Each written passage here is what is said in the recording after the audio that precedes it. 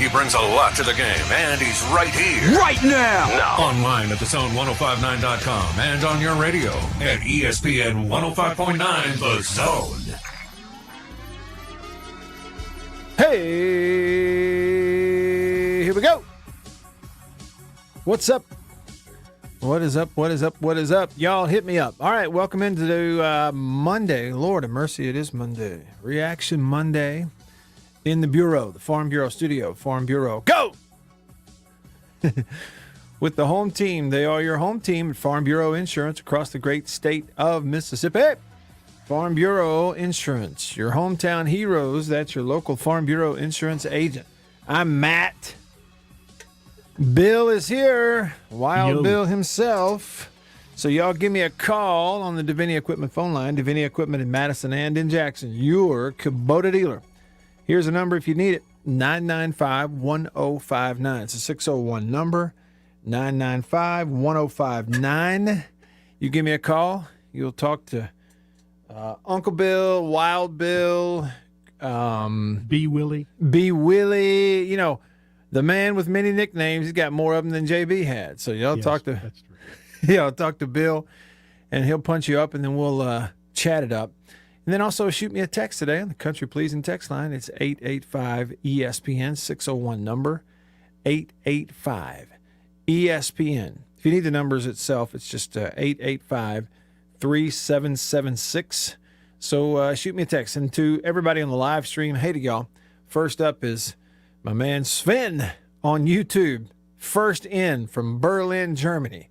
Says, hello, everyone. New week, new luck. Well, maybe so. Look at there, old boy JB.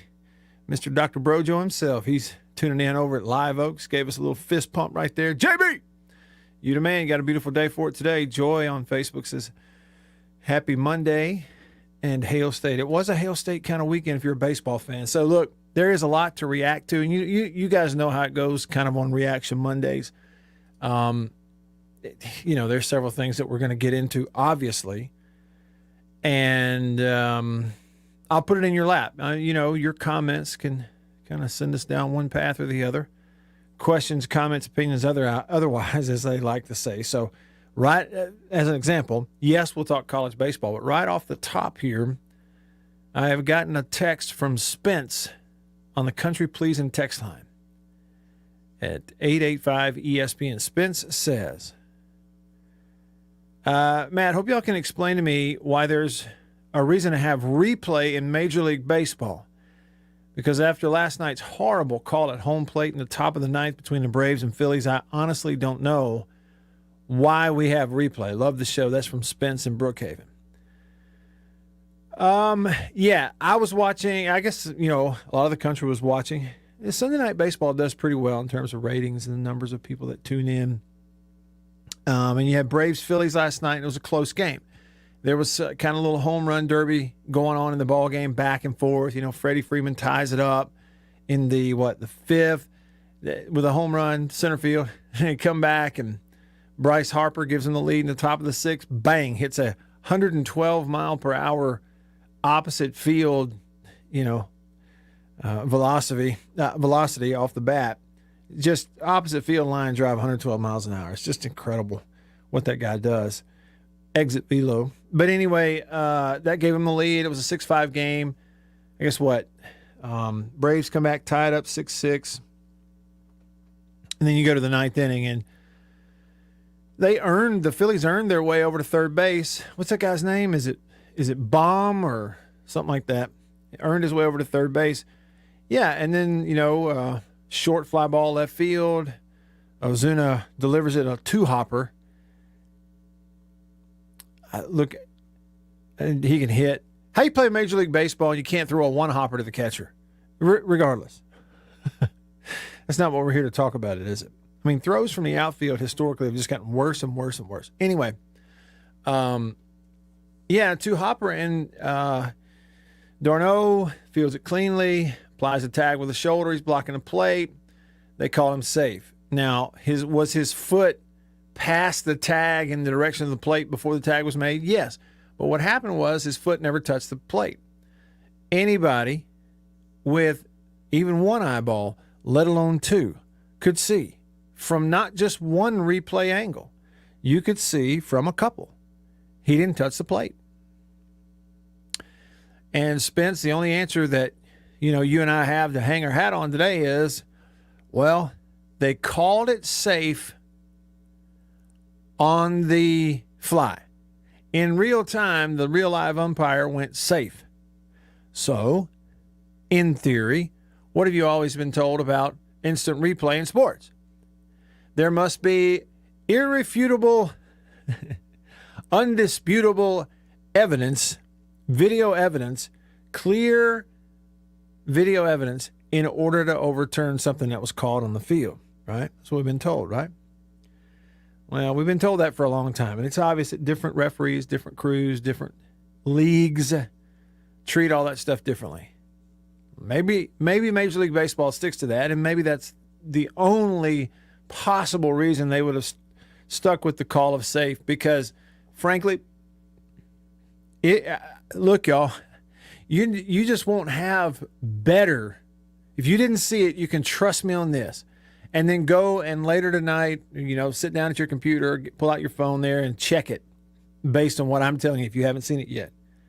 There is clear video evidence from more than one angle that the Phillies runner, this big, tall, long, tall, blonde-headed dude, did not touch the plate with his foot. It didn't touch it.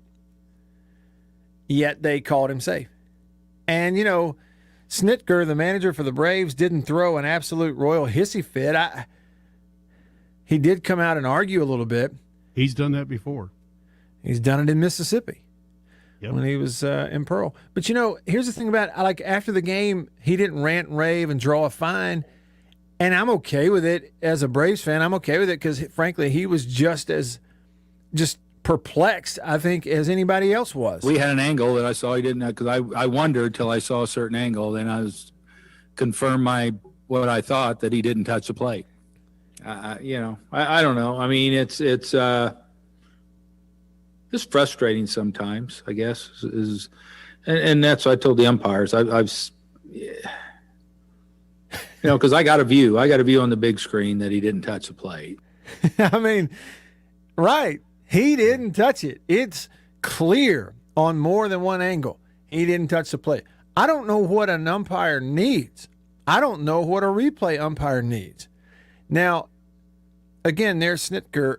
He's having a hard time coming up with the words. I don't know what the umpire said to him when he argued it on the field.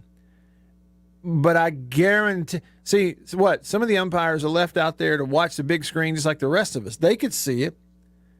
They may have been surprised what came down from the replay official's decision. So, they blew it.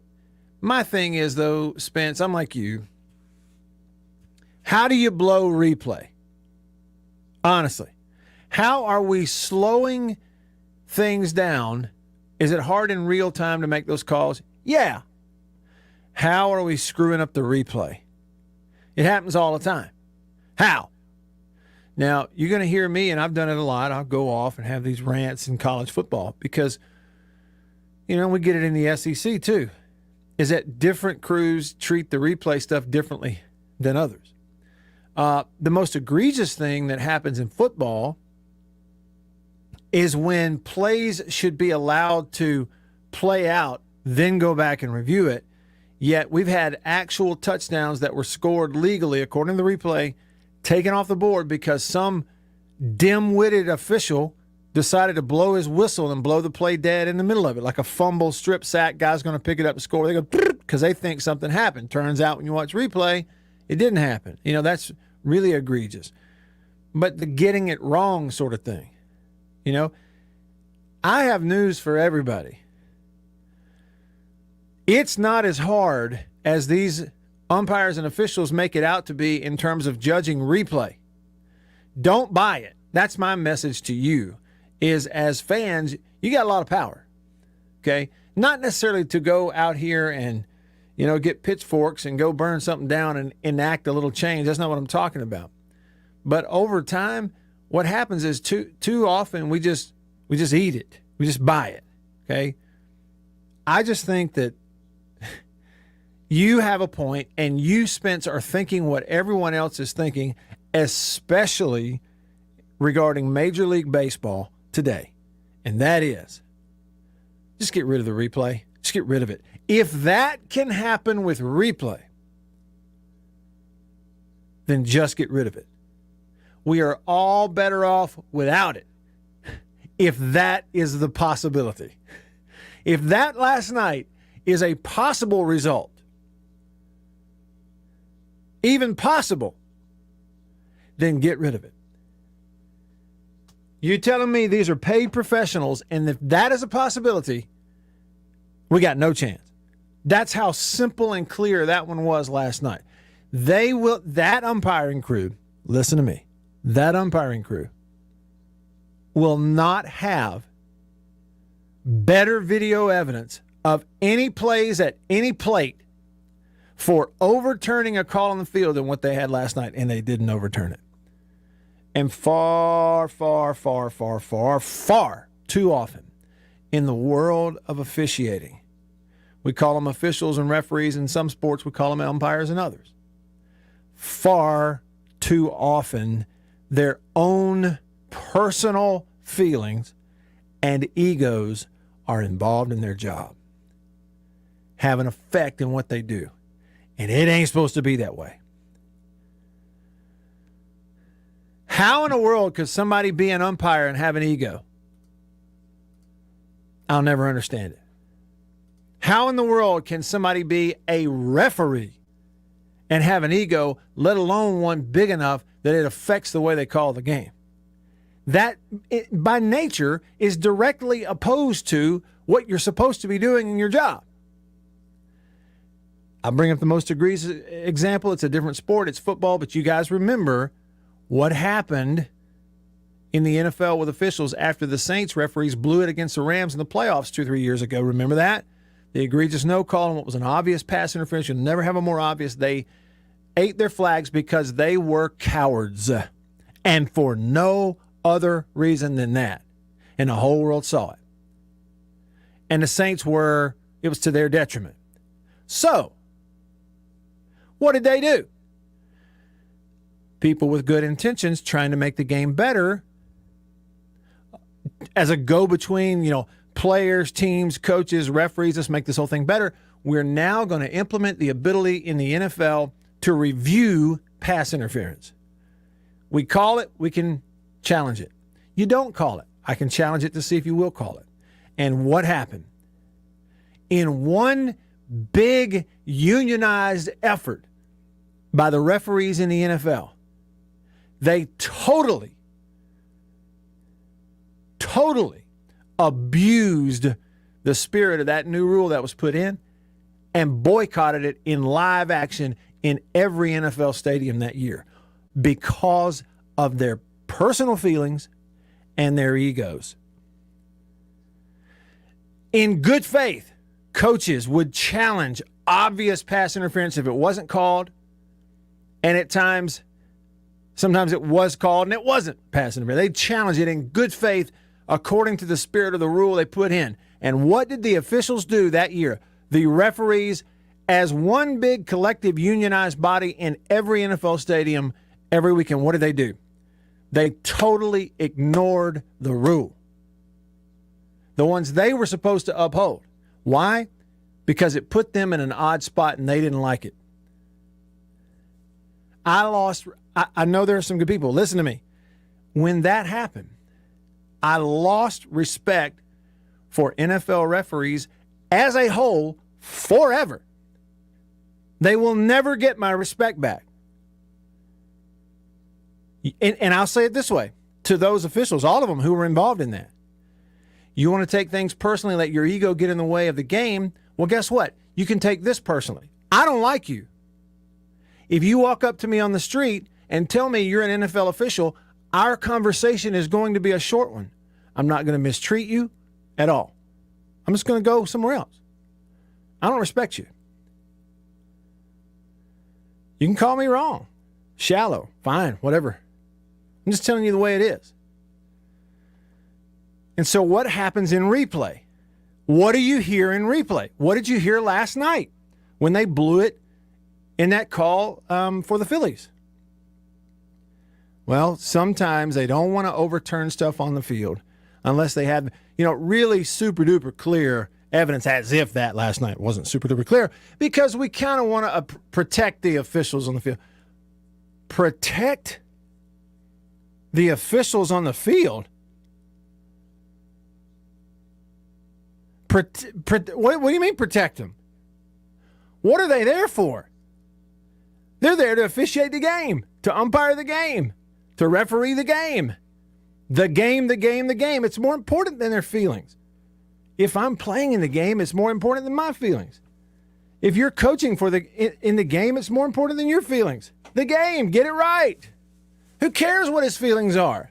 Who cares if the video evidence shows you ought to overturn what he called on the field and it makes him look bad because he didn't get it right in 0.057 seconds in real time? Who cares if that bothers him? Who cares if that damages his ego? To heck with his ego. It ought not be a part of it to begin with. Well, the human element. To heck with the human element. You've got video and you've now instituted replay. Get rid of replay. Stop wasting my time if that's what we're going to have. The same is true for college football. The same is true for college baseball. Get rid of it. If at times we're going to make calls and one of the factors is the feelings of the umpire on the field, if that ever factors in, don't do replay. Just let them call it. Because they're obviously more important than the game to begin with. They blew it last night. Do you know what they're experimenting with now in baseball? What's that? Robot umpires. Yeah, I know. I saw that's right. In the behind home plate, calling balls and strikes in some minor league games. So what's going to happen when somebody slides in the home? Yeah, and R2-D2 goes into like a million parts back there behind behind home plate. Let me see what some of the reaction is. Oh, wow. Look at this. Just clicked on it. The Country Pleasing text line is lit up. 885 ESPN Squez. Oh, that was earlier. Sorry. I jumped back a little too far. Woodrow says, welcome, Cowboy Bill. That's off to Cowboy Bill. I called him Wild Bill earlier. Wild Bill at the controls. White Denzel says, Mississippi State's bats are starting to heat up in the right time with the preppies coming into town this weekend. Yep, you got the Egg Bowl of baseball. That drives a lot of people crazy. We've got Ole Miss coming to Starkville this weekend for Super Bulldog weekend. When we come back, we'll hear what the coaches said and recap the weekend in baseball. Free American sent me a picture of a snake. Ran into him about 30 seconds ago and thought about you. Love the show, Go Dogs. It looks just like that snake that was in the house, or two of them at this time last year. Squirrel texted and said, not that anyone cares, but I'm boycotting Major League Baseball and other companies that don't stay in their lane when it comes to politics. Attaboy, Squirrel. I don't really blame you one bit, man. I don't blame you one bit. How weak was that? I mean, just weak as water. Hogjowl said, Arkansas knows about blowing replays. Remember Arkansas versus Auburn in football? Yeah, clearly the replay ignored, no question. They ignored it. Just and frankly, to Auburn's benefit, they ignored it against Ole Miss. Ole Miss kind of got the stuck in them by the replay stuff as well. 100 grand said, Matt, just tuning in. Who's the new guy? And if so, we need to break him in. Okay, we'll do that in a little bit. Yeah. Cowboy Bill, Uncle Bill, Wild Bill, good old Bill at the controls today and going forward for the next little while. Spence says, it's absolutely sickening as a diehard baseball fan, Matt. I mean, it is. Again, I guess I'll just go back to the most simple, pre-rant. If that last night can happen in a major league game after clear replay, they need to stop with the replay. It last night was a waste of everybody's time. Just a big old sham. Ernest T said, I totally agree with you, Matt, at all levels. They get it wrong more often than they get it right. I was far more satisfied before replay. These people are idiots. Save money and get rid of all of them. Now, there's a listener who says save money and get rid of all of them, who is absolutely for robots. I'm not. I'm not for them. I want people with their hearts in the right place to be in all the positions of refereeing ball games and understand that we don't put names on the back of the shirts of referees for a reason.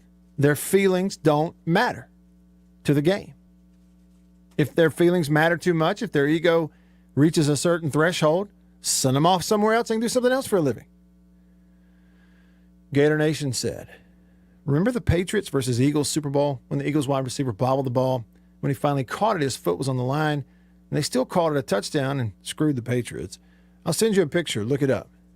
What's the point of replay, he says. Louvier says, losing respect is one thing. The blown call in the Saints versus Rams cost me $880 and the chance at another $2,300. Go Saints. Hey, Louvier, you know who I don't feel sorry for? You. If you, Louvier, we can call it guts. If you win, we call you smart. If you lose, maybe we call you dumb. Nobody forced you to bet one single solitary dime of your money on that ball game. And I don't, frankly, care if you lose all of it. And the fact that you lost money on it is not their fault. The fact that they blew a call in historical fashion, yes, it is. But your money you bet on the game, that's inconsequential. Flowtown Ghost said, what do you really think, Matt? We'll be right back. Y'all stick around.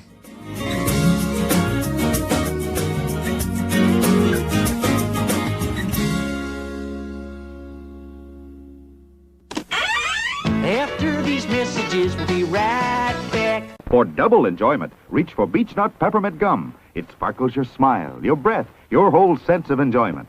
Beech Nut Peppermint in the familiar yellow pack. Jeans do come true. Blue Delta Jeans makes the best fitting, most comfortable jeans in the world. Let's dive in and see what we have here. Do what I did. Visit BlueDeltaJeans.com. Find your fit. Just for my listeners, enter discount code Matt Wyatt. Just answer the questions. BlueDeltaJeans.com. Answer the questions. Use this code. Use the code. You're going to get a discount. They are the most comfortable jeans I've ever worn.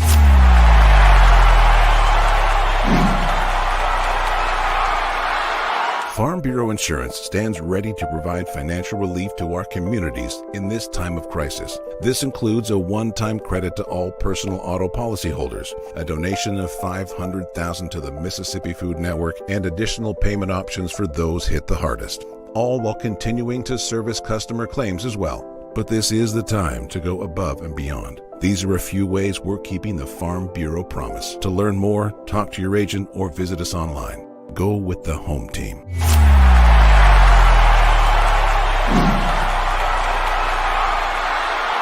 Hey, y'all, let me tell you a little bit about C Spire. New stuff in 2021, including 5G coverage. If you go to their website right now, cspire.com, you're going to see their no bull, which, by the way, I love the Super Bowl ad with the slow motion bull. You're going to see that on the website. But look, they're right. There's been a lot of bull over the years in your wireless bill, depending on if who you were with. And my experience with C Spire is just like they say, there's no bull. I know what it's going to cost me each month. I know what my coverage is the number one coverage in Mississippi, period, the number one network. And they've got 5G phones that are 5G ready. Now, I have the new iPhone 12 Pro Max, got it at C Spire, went and did curbside at my local C Spire location and did the exchange where I traded in my old one, got the new one, and it's 5G capable. And we've got 5G coverage in parts of Mississippi, and it's just growing by the day. So you really ought to check that out, okay? And in terms of the new phones, you got deals going on those as well. Find those out at cspire.com. C Spire, customer inspired. After these messages, we'll be right back. Every farmer understands their farm can't thrive without some good partners like sun, soil, and rain. And farmers in North Mississippi also rely on another important partner, Mississippi Land Bank, because land and farm financing are Mississippi Land Bank's primary focus. We've grown alongside these farmers' crops for more than 100 years. We understand what a farmer needs, and we know the lay of the land in North Mississippi, and that's where I stand. A lot of people in the equipment world, things kind of go in trends, I guess, if you want to say it. So kind of the first big thing that we look at when we start evaluating our business is going to be our turf equipment. That's kind of the first big push, because once everything, the water dries up and the grass starts growing, this is what everybody's looking to get. We carry the new Wright stand-up mower. Doesn't look like much, but this thing is, and it costs just as much as zero turn. Not a cheap unit at all. I mean, if you go out there and look at that zero turn, this thing right here, I mean, it's got all your components from your big pumps to your commercial engine to your large steel deck. And these guys were the first ones to make the standard mower. Better buy Bird's Eye. Better buy, better buy, better buy Bird's Eye. Yes, always look for this Bird's Eye Bird, your guarantee of top quality frozen food. And your big Bird's Eye buy this week is Bird's Eye Orange Juice. Easy, you can serve it in a minute. Thrifty, it will save you money. Orchard fresh and delicious. He's right here, right now. Online at 1059.com and on your radio at ESPN 105.9, The Zone. All right, back with you, rolling along here in hour one on this Reaction Monday. Reacting to, well, now we're reacting to several things. Okay, and I'm going to get into some college baseball. We'll spend probably a majority of time in this hour that is remaining on some of the college baseball happenings and movings and shakings and all that kind of stuff. I will admit to you, I may have a little bit of an issue at some point during the show because my computer in the bureau here that operates the text line, the Country Pleasing text line that allows me to see your texts, it works with a mouse that is wireless. Okay, so it's connected via Bluetooth. There's no wire.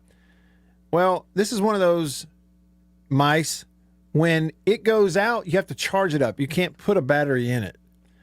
And it died already. So I'm like trying to charge it a few minutes here and a few minutes there during commercials.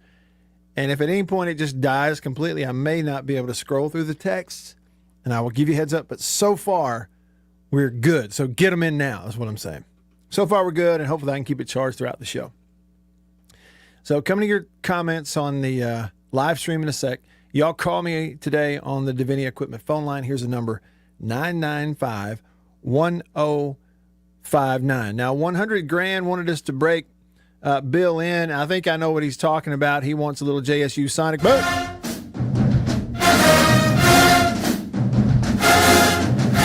Come on.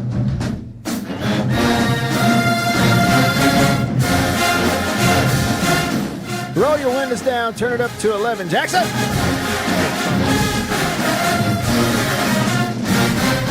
Okay, so little Sonic Boom there for you. Thank you, 100 grand. Leon said, love your passion, Matt. 2 thumbs up. Jackson Mailman says, I used to love Major League Baseball. I'm not going to watch or buy gear now because of their stance outside of baseball into politics. Yeah, they folded. Norman says, Coffee Norman that is, says, different situation than Braves game, but regarding umpires' feelings. What did you think about the Missouri player getting tossed for marking on the dirt where the pitch was and was thrown out? Too sensitive or legit in your opinion? I think it's too sensitive, especially if the player's right. But I'm not an umpire. I think Rebel Godfather is. He said, as a referee, let me say this. The amount of extreme abuse from fans, parents, coaches, players is out of control. Well, abuse, I mean, what are we talking about? Disagreeing? Maybe it is. I'm just primarily talking about these upper levels.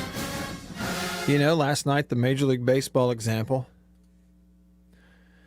Special case says, I'm not for the replays either. It seems like there's too much thought and time going into determining a single play when they could let the game flow and calls fall how they may, whether good or bad. I mean, at this point, there's just enough examples that, frankly, it's too hit or miss. Even the replay is too hit or miss. So just get rid of it. Because if we allow the umpires to just call it now on their own, understanding they are human and sometimes things happen so fast they may miss one. It's like we may argue, but we may accept the calls being, maybe called the wrong way better in that realm like we used to have, where we just understood, hey, look, things happen fast and sometimes you're going to miss it. Well, we don't say that now because they don't happen fast on replay. We're slowing it down to 120 frames per second. I can see every speck of dirt flying up through the air. Yeah, real unnamed texter said, I hope you would talk to Brad Freeman though. Yeah, now am I allowed to exclude Brad from anything I say about NFL officials? Because I really like Brad. Can I just do that, or is that hypocritical? All right, let's go over here to the phone line. Davini Equipment phone, Davini Equipment in Madison and in Jackson. Your Kubota dealer, the oldest Kubota dealer in the U.S., in fact. That means right here, Davini Equipment has been doing it better, longer than anyone else. Geneva is on the phone. Thanks for calling, Geneva. It sounds like you're on the road. I am. What's up? In my younger years, I volunteered to be a baseball official because the local recreational league couldn't find enough people to do it. So I took the class and refereed. I'm going to tell you, I would have loved to have replay as far as I'm concerned. There's a lot of mamas standing at the fence that evidently had a much better view than I did. Yeah, you get some of that. And like Rebel Godfather who texted in, he says, as a referee, you get a lot of abuse and, screaming and yelling and that kind of thing. I just think, the thing about it is, Geneva, the job you did, you weren't getting several $1,000s to call that one game like these guys in Major League Baseball are. Right. But I would have loved to have had replay because I'm going to tell you, there's sometimes you're standing there and you're like, well, I don't know. Okay, here's how I saw it, but I don't know if that's the way I actually happened or not. So, yeah, sure. Okay. Yeah, thanks for the Have a call. good day. Yeah, you too. Thanks for the call. I can see that. I can absolutely see where she's coming from. You're calling in real time. Let's say you're calling a junior high game, a high school game. You don't have replay, and you go in trying to do the best I can, but it happens so bang, bang fast. You just got to call it. Be decisive one way or the other. I mean, that's your choice. Junior on the live stream on Facebook said robot umpires would be better behind the plate. Get it right. The strike zone in the Ole Miss Arkansas game was bad both ways. Well, since you mention it, Junior, yesterday in the series finale between Arkansas and Ole Miss, it was a great baseball game. Now, I know Ole Miss fans don't want to hear it because they came out on the short end. But listen, and I know you go, well, if you're a fan of pitching, it wasn't a great game. But I just think this was more so to two of the 5 best teams in America slugging it out to win the series on a Sunday. 18-14. Arkansas up 11-0 at one point. Ole Miss gets back in the game and tied it late, 14-14. It was just unbelievable. And then 4 more late runs for Arkansas, 18-14. Just an unbelievable ball game. But early in the game, when they're behind, it's not going well. Mike Bianco got himself thrown out of the ball game. His question was that he got in the postgame from Parrish Alford was, hey, Coach Bianco, did you sort of intentionally do this to fire your team up? Because your team said that once you got thrown out of the game, it kind of lit a fire under their rear ends. Here's his answer. It certainly wasn't my intention. And, that doesn't happen much. I can't remember. I'm sure, Alex has put out when's the last time I got ejected from a game, but I think it's been a long time. So, certainly not the intention, and you hope that your value is in the dugout, not in the dugout. And I know it's happened in professional baseball, and people think that's part of it. But with all that being said, that certainly wasn't the intention. My frustration and lost my composure, and I get ejected from the game. But I will say that I'm proud of them. You're down 11-0, and we it didn't look good. And I think it's human nature a lot of times to kind of concede mentally, and kind of go through the motions, and they didn't do that. our guys competed, for 9 innings, and for that I'm proud. But I will say, and I heard, Peyton, I will say, you don't get any trophies, for just continue to compete and play hard. I'm proud that we did that. I think it was a tough situation on Sunday.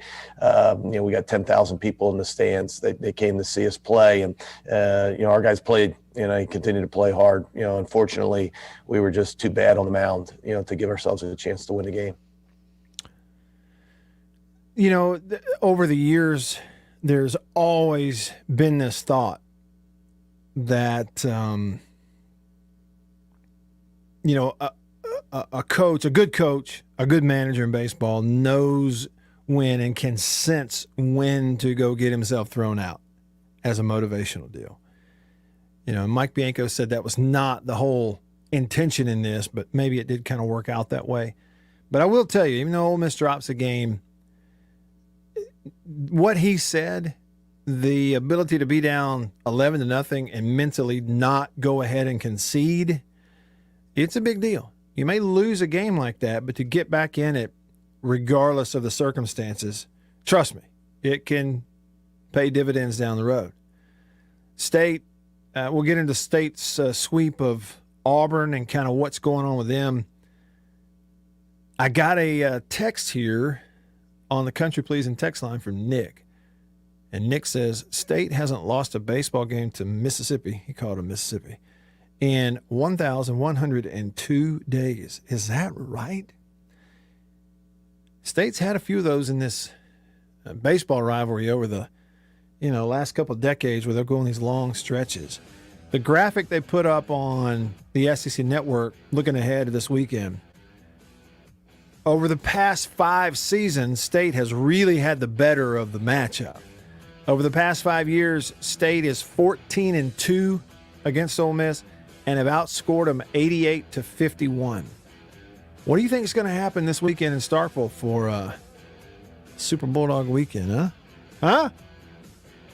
Your thoughts on that, too. Let's talk about State when we come back and let you hear what Lemonis said after they finished off a sweep of Auburn about this time yesterday. I'm Matt in the Bureau. Stick around.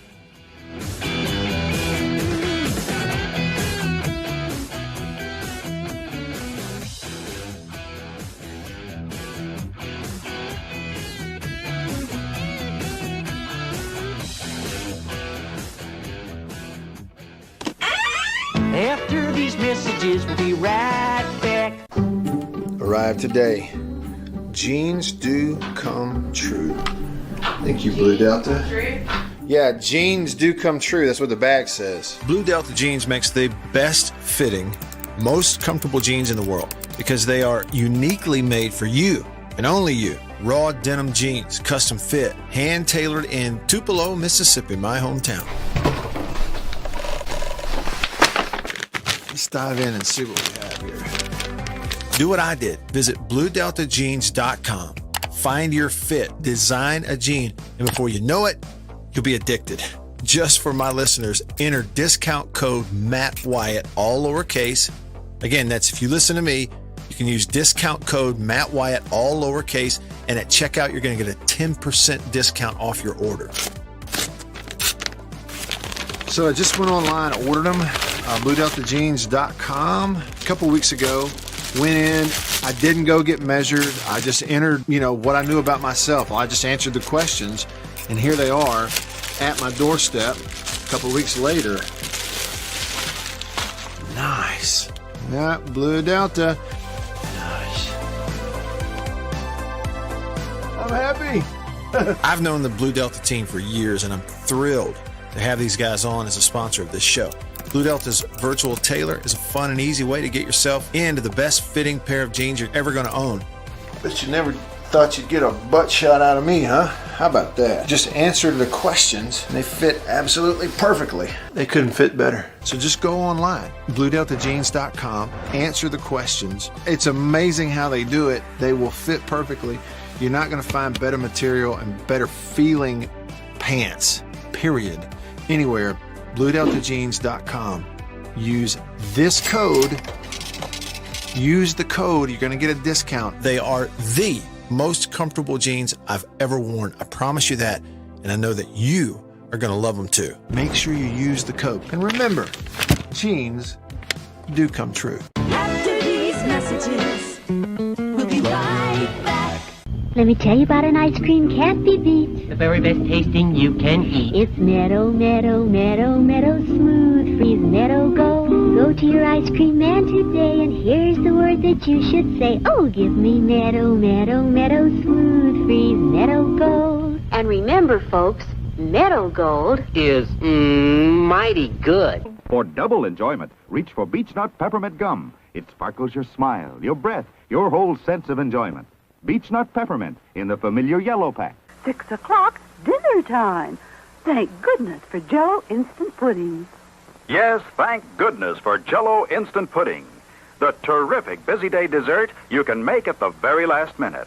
See how quick and easy. Just add it to cold milk and beat it up. That's all. By the time you're ready to eat it, it's all ready for you. Jell-O Instant Pudding, made by the famous Jell-O folks. So creamy, so nourishing, so delicious. No other instant pudding is quite the same. Stock your shelves with all 7 flavors. The good busy day dessert. Jell-O Instant Pudding.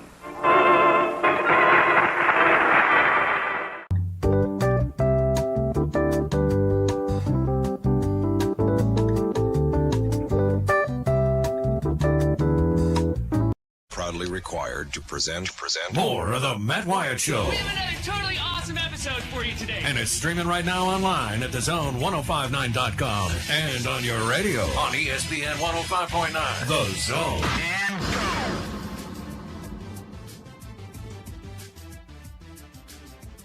All right, back with you, rolling along on this Reaction Monday. We've had quite a bit so far, huh?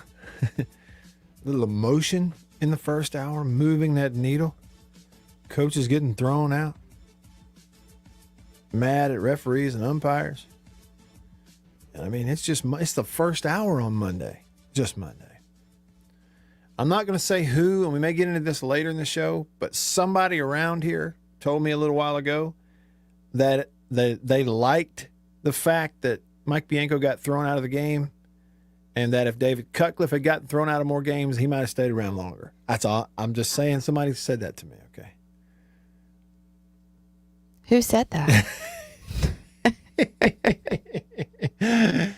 The sweet, soft-hearted, sweethearted little girl from Vicksburg. I may have been cheering when I walked in your studio and heard you talking about Mike Bianco getting thrown out. It's true. You did. I'm all about it. I think it's great. I uttered the words. Well, Mike Bianco got upset, argued, and got thrown out of the game. And well, about that time, I see you over there go, fist pump. You went, yes. And I thought, is she talking about what I'm saying, or is she looking at something on her phone? He was passionate.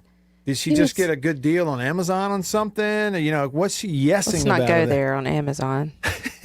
I wish you didn't get the emails after I ordered from Amazon. You told me then that if David Cutcliffe had gotten a little more fired up and thrown out of some games, maybe he'd have lasted longer. Yeah, that's what I think. Even though I was really sad when they fired Cutcliffe. I didn't think he needed to go. Hey, Ogeron proved me right on that. History proves that was a bad move. Bad move. What were they thinking? Anyway. Bush League says the homecoming queen is savage. Grumpy. I like it. What inning was it that he got thrown out? I don't know. Yeah. It was relatively early. Wow. Grumpy says, Matt, Grumpy would love a sweep, but we'd be happy with 2 wins this weekend, Hail State. I mean, of course you would. We're going to look at it. State maybe is a better road team than they are a home team anyway. But I know they swept Kentucky at home. But when they hosted a good team in Arkansas made short work of State, 3 straight games that it wasn't really very competitive. Got swept at home by Arkansas. And Ole Miss is coming in there after getting tattooed the last 2 weekends. They dropped 2 out of 3 to Florida. Now they've dropped 2 out of 3 to Arkansas. They are hungry to win. Well, at least they didn't drop 3 out of 3. Yeah, could have been worse. I mean, could have been worse. Could have been worse. Right. Last thing, 100 Grand said, Matt, what's the point of having replay if you're not going to overturn it? Like the Saints game against the Rams, no matter what team you pull for, you should want to get the call right.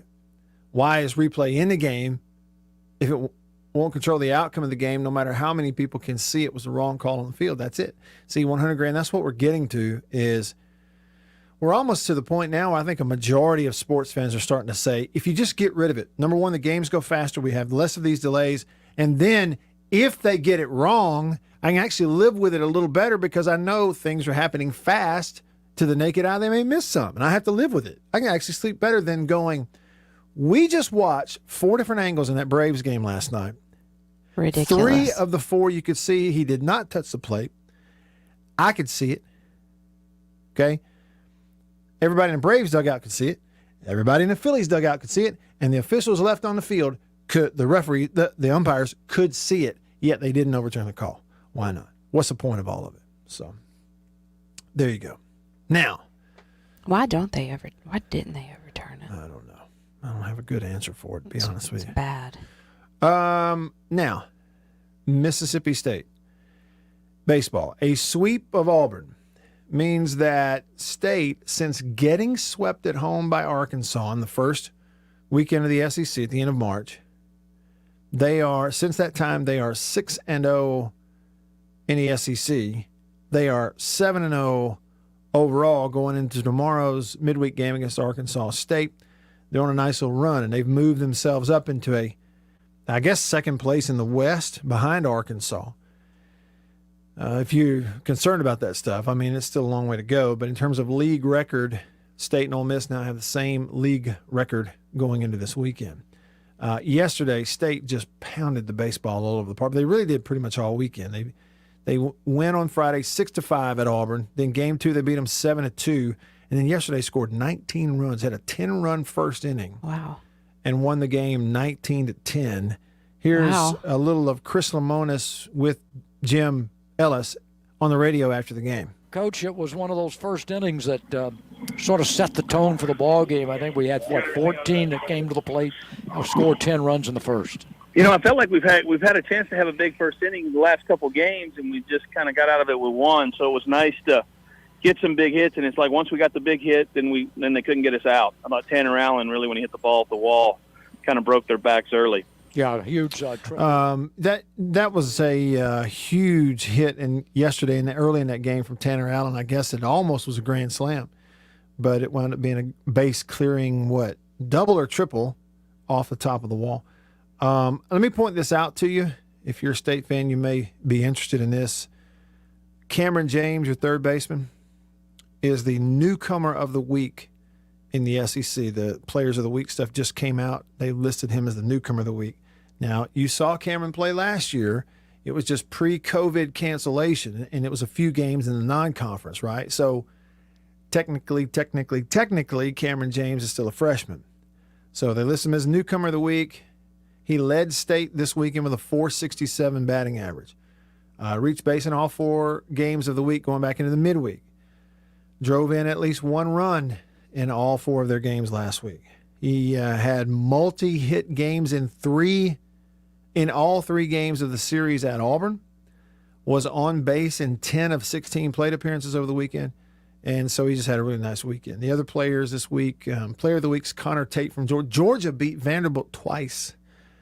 That's not supposed to happen. Somehow they did it. They beat Kumar Rocker back on Friday night. The pitcher of the week is also from Georgia, Jonathan Cannon. Co-freshman of the week is Jordan Thompson from LSU. The other co-freshman of the week is Caden Wallace from Arkansas, who hit his 8th home run of the year this weekend against Ole Miss. That leads Arkansas. Who, by the way, Arkansas is up to the number 1 team in the country in the D1 baseball rankings. Number 1? Numero uno. Homecoming queen, Arkansas. 2 out of 3 on the road at Ole Miss, and the combination of that and Vanderbilt losing 2 out of 3 to Georgia means that for now in the D1 baseball rankings, Arkansas has leapfrogged them back up to number 1. They were number 1 at one point. So this is D1 rankings. Arkansas 1, Vandy 2, Texas number 3, Mississippi State 4, Tennessee at 5. What? Mm-hmm. Ole Miss at 6, and then Louisville 7, Texas Tech 8, East Carolina, number 9, coached by former Ole Miss assistant Cliff Godwin, and Notre Dame, number 10. Why is Tennessee over Ole Miss? Well, Tennessee's good. They have 9 wins in SEC play. Ole Miss has 8. But over in the other division, they just took 2 out of 3 from Florida. Florida, the same team that took 2 out of 3 from Ole Miss last week, turned around, went to Tennessee. Tennessee beat them. Tennessee has swept LSU this year. They're 9-3. They have the same league record as Vanderbilt, and Vandy and Tennessee play each other this weekend. Oh, that'll be huge. Yeah. And see, Tennessee has never been, well, I say never been. They rarely are ever good in baseball, this good anyway. Okay. They've had a lot of good players. They've had some, first-round draft picks. Let's say like Nick Senzel, their third baseman a few years ago, was a number 4 pick overall. He's already up in the major leagues. They've had a lot of great players. Chris Berkey, the one of the analysts who does a really good job calling games for the SEC Network, he's a former Tennessee guy. They've had a lot of good players, just have very rarely had good teams. They're good. Like, this is no fluke. Tennessee and Vandy. Yeah. All right. So, I had a thought this morning. Are there any rivals there? They're all right there in the same state. Yeah, I mean, honestly, that's kind of a rivalry, isn't it? Oh yeah, I mean it is. It's just historically Tennessee has been so much better than Vanderbilt at football, which everybody cared about the most, that it wasn't very competitive rivalry, right? Right. This baseball thing is super competitive. I mean, because Vandy takes a lot of pride in their baseball, and now Tennessee's up. So you could have a budding baseball rivalry. What I was going to tell you, though, is I had this thought this morning. It's pretty cool. To me, anyway. The SEC baseball tournament, which I look forward to. You love it. Every year. Can't wait to go. Already booked a hotel. I know. All this stuff. Well, there have been many years that I've gone to this thing consecutively, and last year they canceled it, where Tennessee's not even there. Okay, that's so many years with Tennessee baseball finishing 14th, 13th. Really? Yes, in the league, and not even getting to participate in the SEC tournament. Yet, gosh, there's a very recognizable Tennessee fan that's always there. Okay, she sits. Is it a he or she, y'all? Is it a man or a woman? Y'all will know. It's a Tennessee fan, I know this, that sits in about the same seats right behind the third base dugout or in that vicinity of the park at Hoover, wears a bright orange Tennessee hat to every game and has a scorebook and keeps score at all the games. It's like it's sitting in the first row. I can't remember if it's a woman or a man, but everybody recognizes that Tennessee fan is there because you're watching it on TV. You always see him in the shot, that Tennessee fan. Tennessee hat. Keeping score, even when Tennessee's not there, always sitting there.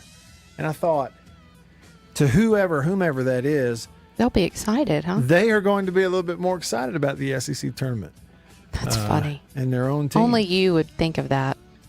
Junior said, yeah, keeps the scorebook. That's it. Sits over there, Tennessee hat, and keeps score for every game that's going on. For why? I don't know. I want to find out the story of that. Might need to do a story on that. I agree 100%. That was my thinking. So if anybody's got a lead on that, y'all help me out. Homecoming Queen's here. I'm here. Wild Bill's here. And you are here. Hour 2 coming up. Stick around. There's a lot of... Farm Bureau Insurance stands ready to provide financial relief to our communities in this time of crisis. This includes a one-time credit to all personal auto policyholders, a donation of $500,000 to the Mississippi Food Network, and additional payment options for those hit the hardest, all while continuing to service customer claims as well. But this is the time to go above and beyond. These are a few ways we're keeping the Farm Bureau promise. To learn more, talk to your agent or visit us online. Go with the home team. After these messages, we'll be right back.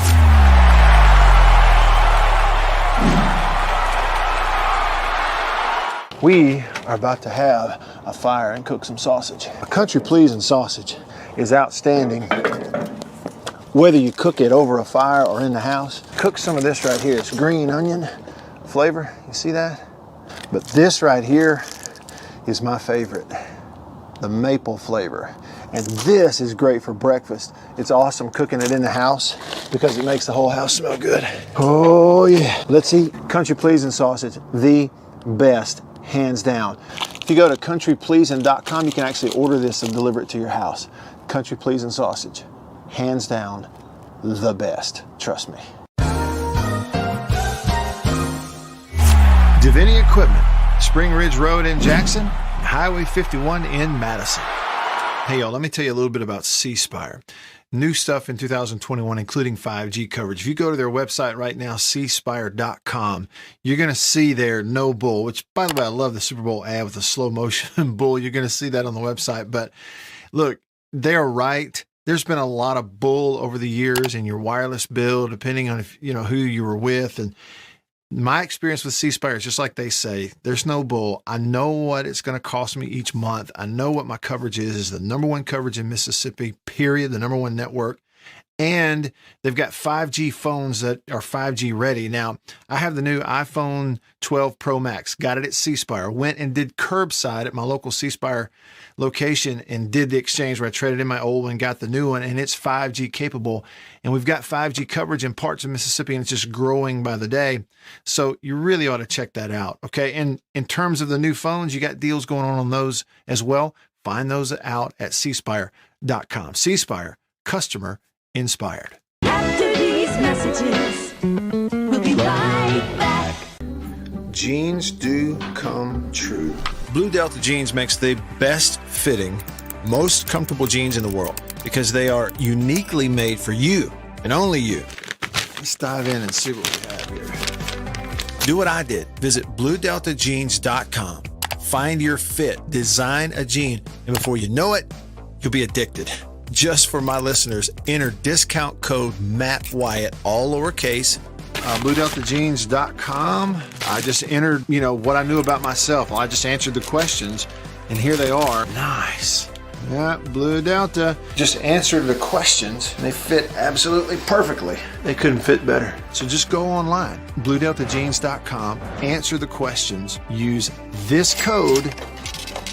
Use the code, you're going to get a discount. They are the most comfortable jeans I've ever worn, and I know that you are going to love them too.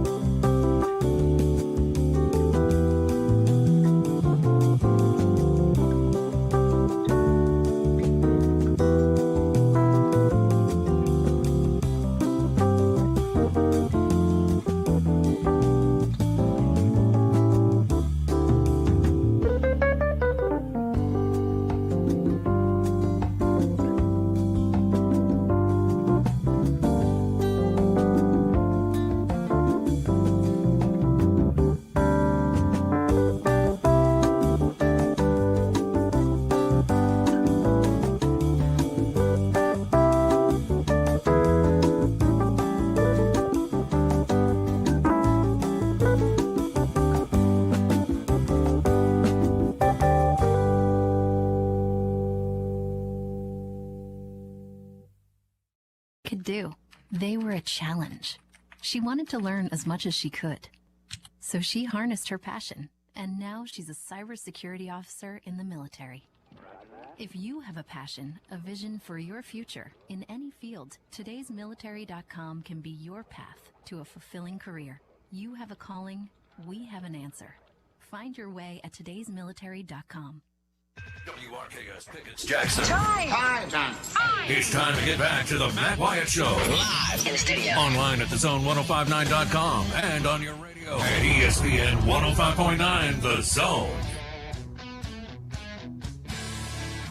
All right, let's do it. Hour number 2, off and running. I'm Matt in the Bureau, the Farm Bureau Insurance Studio. Farm Bureau Insurance. Go! With the home team. They are your home team at Farm Bureau. Get you some of those Blue Delta jeans now. Listen, and use my name at checkout. You'll save some money. BlueDeltaJeans.com. Go there. Click on this. Virtual tailor. You just answer the questions. I did it. A couple of weeks later, my jeans showed up. I put them on. I wouldn't say skeptical. I'm just thinking, how are these going to know? I put them on, and they fit like they're made for me, and they were made for me. They're great. Best fitting jeans. And you wear them all the time. Yeah. You might need another pair. Yeah, I might. I'm about to wear them out. Yep. So, but you can't wear them out. You can't. No, they always look good. So anyway, BlueDeltaJeans.com. Use my name, Matt Wyatt, all lowercase, no spaces, and you get a 10% discount off your purchase. That voice you hear is a homecoming queen who's in the studio today. That's your second pair of Blue Delta jeans, and the first pair still look great. And Right. you got those a couple of years ago. And even though I fell in the parking lot in them that time, remember I was carrying Mary Liddy? Oh my gosh. We fell. You busted it. Yeah, I was wearing those, and they held up pretty good. You fell so hard. I sure did. Hey, so just if y'all are listening, I want to tell you how sweet the homecoming queen is. She came in the studio. I didn't ask for any of this. On her own accord, she got it for me. My favorite little chocolate candy, which I can only have like 1, maybe 2 a day because I'm on a pretty strict diet. Whatever. You should just have what you want. That's my thought. You could have 3. A Diet Dr. Pepper and some new chapstick. And I don't know how addicted to chapstick. But I don't know how you read my mind, because before the show, I'm scrambling around looking. I can't find my chapstick. So I opened a thing of souvenir Masters from Augusta chapstick that I bought there. Mad at you for opening that. Well, I had to have That was some. a souvenir. Just keep it. Well, I can't believe you opened it. I've had it for like 3 or 4 years, but I needed it. But it does smell really good. I couldn't believe it when I opened it. I was like, it smells like, I don't know how to describe it. It kind of smells like a margarita. It's like hard to describe the Masters. So anything. Like coconut or. Yeah, it's great. But yeah, it's not a souvenir anymore because it's now been put to good use. Well, you could have at least opened it on the Masters Sunday yesterday and wore it. And then you walk in here and hand me a package of, let's see, cherry flavored chapstick, Well, that's strawberry, and spearmint. It's just cheap. You know. Do the trick. Got to have that stuff. At least, have at least. Did you already discuss the Masters? No, but I was going to bring this up to you. Yeah. Somebody posted a picture, Annie. Mm-hmm. Golf Digest posted this, said Hideki Matsuyama's life-altering Masters victory has not altered his low-key lifestyle. A fan spotted him at the Atlanta airport strolling to his commercial flight, standing in line. Are you serious? Green jacket in hand, and they posted a picture. Somebody snapped a picture. He's just like any other tourist, like any other traveler. He's in line to get in a commercial flight in Atlanta. Holding his Masters jacket. And he's got his Masters green jacket over his arm. He's got his mask on, wearing earbuds, just listening to music, checking his phone. Kind of makes you like him even more, doesn't it? Does it? I don't know much about him, but that's great. Isn't it great? Really humble. Here is here's Matsuyama after winning the Masters yesterday. そうですね。それは一概には言えないですけど、このメジャーを勝ったっていうことでは誰もいなかったので、そういう意味では一番になったんじゃないかなと思ってます。I can't say if I'm the greatest. However, I'm the first to win a major, and if that's the bar, then I've said it. The first Japanese golfer to win a major. Yeah, pretty neat. Pretty neat. No one was catching up with him. No. Except that 24-year-old. He was close behind. Yeah. Now, here's a great question Yeah. from Jason on the Facebook live stream. I wonder what Matsuyama's going to have for the menu next year for the Champions Dinner. Oh, nice question. Saying I'm not a Japanese food expert. I don't even know. I don't know. I bet it'll be great. I bet it will be. It'll be different, too. It will be. That's good. Hey, and just to back, I know this is a little bit of a repeat, but just to back up, Junior, you mentioned it. You know the Tennessee fan I'm talking about. If there's anybody out there that has a lead on who that is, y'all hook me up. Shoot it to me there on the comments section of the live stream if you're watching, or text me on the Country Pleasing text line. You don't really want to be a creeper and just walk up to them at the SEC tournament and be like, hey, I'm mad. I'd like to do a story about you. Yeah. No, I would like to, kind of sort of try to be a pro. I have good news for you. What? C Spire Fiber is coming to our neighborhood. Mm-hmm. Did you get an email or an update? Yeah, I got a message. And it's supposed to go live in July. What? I'm July? serious. That's what it says. Now, I don't know if that's true, but maybe it is. I have been patiently waiting ever since I got the email back in October that said, okay, enough people in your neighborhood have signed up, about to begin the engineering process, which I think it takes a while to figure out exactly how it's going to get in here and where and how. And then the construction process started. So if we're talking July, buddy, I'm going to be streaming some live stuff then. I know. And I knew you'd be excited. And my connection back to Jackson for the radio show, to Wild Bill and company back at the home studio. Hello, Wild Bill. Hello. Welcome. Thank you. It's going to be great. I will not be having that, glitchiness and just dropping off the face of the earth as often. Will it make you sound better, Matt? I don't know. Yes, that it's going to make him that. sound better, Wild Bill, and he'll be smarter. It's just going to be all around good. It's just going to be great. Maybe I should get some C Spire. Everybody needs it. I'll be more consistent. I'll be interesting, more interesting, funny, thoughtful. funny. Yeah, we have C Spire here. Oh, that's great. Yeah, it's great. When you're there, you have really, really been wanting this. I really have. In Tupelo. Yeah. Mm. I mean, it's look, we are in our neighborhood. I mean, I'm sure it's elsewhere. We're cord cutters, so we rely on the internet for everything. Yeah. And I upload 8 million videos a year, and it's going to reduce the time of waiting for stuff to upload, download. And all of the videos you edit. Right. It's going to be great. Okay. Text line, Law Dog says, Matt, when are you going to be doing Bulldog Baseball radio color? Law Dog, I don't do color on the radio for baseball with Jim. Yeah. What's wrong? Drink something. I got some hot coffee, but I've got to ration it out. I didn't have a full thermos when I came up here. I got you a drink. Just clear your throat and move on. Yes, ma'am. Woo. Sir, yes, sir. Reporting for duty, sir. Okay. But you do it for the SEC Network for Plus SEC sometimes. So, and that may be what you're talking about, Law Dog. I'll join Bart for it's either one or two of the games for the Texas A&M series, because Charlie, I don't know if I'm supposed to tell anybody this or not. Charlie's a runner, and he's got a race to run. So I'm going to fill in for him then. But we kind of switched roles this year, and Charlie's doing just about all the games. I'm doing very few of the games color. I've got another project I'm working on that is requiring a lot of time and travel and effort, and I'll work on it up until really towards the end of May when we finally kind of get it out there. So, yeah. What are you laughing at over there? Well, Champ has come into the bureau, and now Al the cat, who's 17 pounds, has just climbed up on the chair with Champ and is laying curled up next to Champ. That dog and that cat are cuddled up together. That's how. And Champ does not mind. Look at him. We are a lover of animals here at the bureau. That is amazing. It's a zoo up in there. It's a zoo. It's a zoo. How much does Champ weigh? He's 30. He's 30. So yeah, he's about 30. Okay, can we go off on this really quickly before I leave? Speaking of animals, so my mom sent me a text. They're in Vicksburg, of course, and there was a black bear that was found. It was walking around in Bovina. Bovina is right near Vicksburg.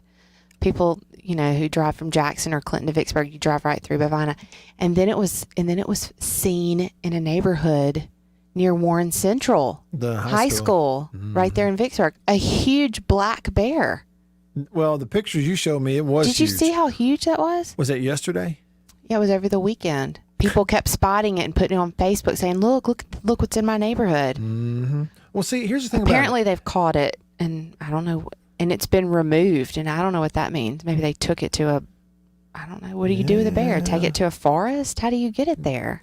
Do you tranquilize Did it? you just say take it to a forest? I mean, I don't know what you do with a bear. Hey. A black bear? Yeah, it was a big one, too, according to that picture. That was a big, fat black Matt, bear. the head on that bear. It was a big one. It's the biggest bear He I've had ever kind seen. of a rough life. He's apparently. Why is he there? Well, I don't know. Look, I mean, when they could have basically, that might be a nice way of saying they sent him to bear heaven. No, I don't think they killed the bear. Okay, well, here's the thing though. If you leave Vicksburg on Highway, what is it, 61 that goes to Natchez? Yeah. And you're going like before you get to, I think, Port Gibson. Right. There's this long straight stretch of highway before you get to Port Gibson where there's basically a drop off in swamp on either side of the highway. They've had to build it up. And You saw a bear? no, there's a sign there that says Bear Crossing. We see it every time that we go to Natchez. I guess I don't ever notice I've it. noticed it because that stands out to me because there's really just a couple of things in this world I'm afraid of, and bears is one of them. Well, when I showed you that picture, I could tell you were scared of it. I mean, that bear looked like, hey, I will eat you. The good news is a black bear, and black bears avoid people. Like they're more afraid of people than people are of them. They'll take off. This bear is huge. He's not afraid. He is. You think? Yeah, he wouldn't. That black bear's not going to hurt anybody, unless it was a female and she had cubs and somebody was messing with it. Or Are whatever. you trying to say black bears are not scared? I mean, they are scared of people? Yeah, they really are. They'll take off. Okay. That's why, there's all kind of black bears up there in like Cades Cove and Gatlinburg and that area. You never hear of a bear attack. They walk right up to those cabins. Those people will be staying on vacation, walking, rifling through the garbage. And a person comes out on the porch, pew, they're gone. They're just. Okay. I still don't want to see a bear in my you yard. go like farther west and there's like a grizzly bear. Now we got trouble. Now we got real trouble. Okay. Yeah, so it's different. Okay, well, there's been a bear. There's a bear in Vicksburg. Bear sighting Bovina. in Vicksburg. Yeah. Yeah. Bovina. I know that completely took your show a different angle. Sorry. Well, maybe Ole Miss ought to go back to the bear. That's enough. I wondered how long it would take you to go to that. Let's see what You know how I feel about that whole Ole Miss Bear situation. Terrible. It was a lie from the get-go. It was a complete farce. It was crap.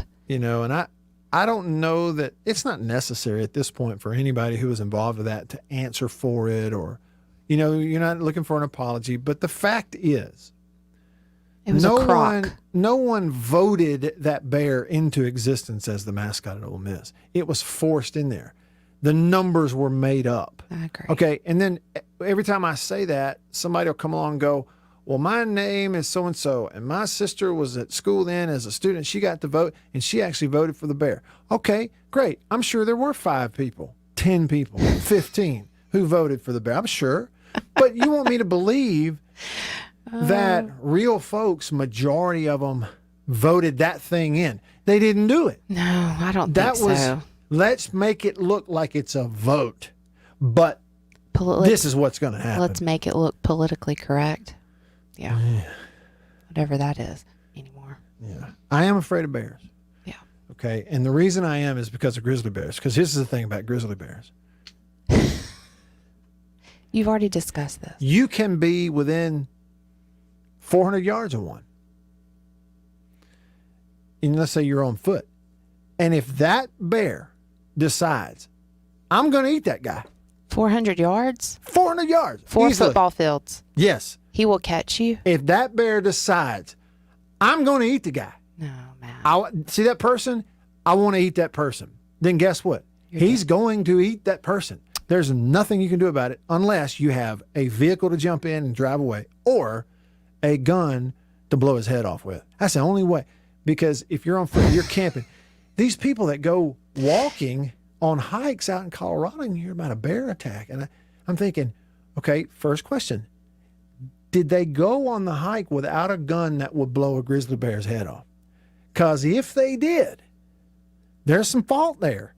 Well, okay, because if everybody listening knew that you could win like I know you could win, those shows on TV, Yeah. whatever, Alone, whatever they're Alone, called. survival shows. You could win. Ain't no doubt. If it weren't for bears. Because you would leave. I'd be just like the guy. You would tap out.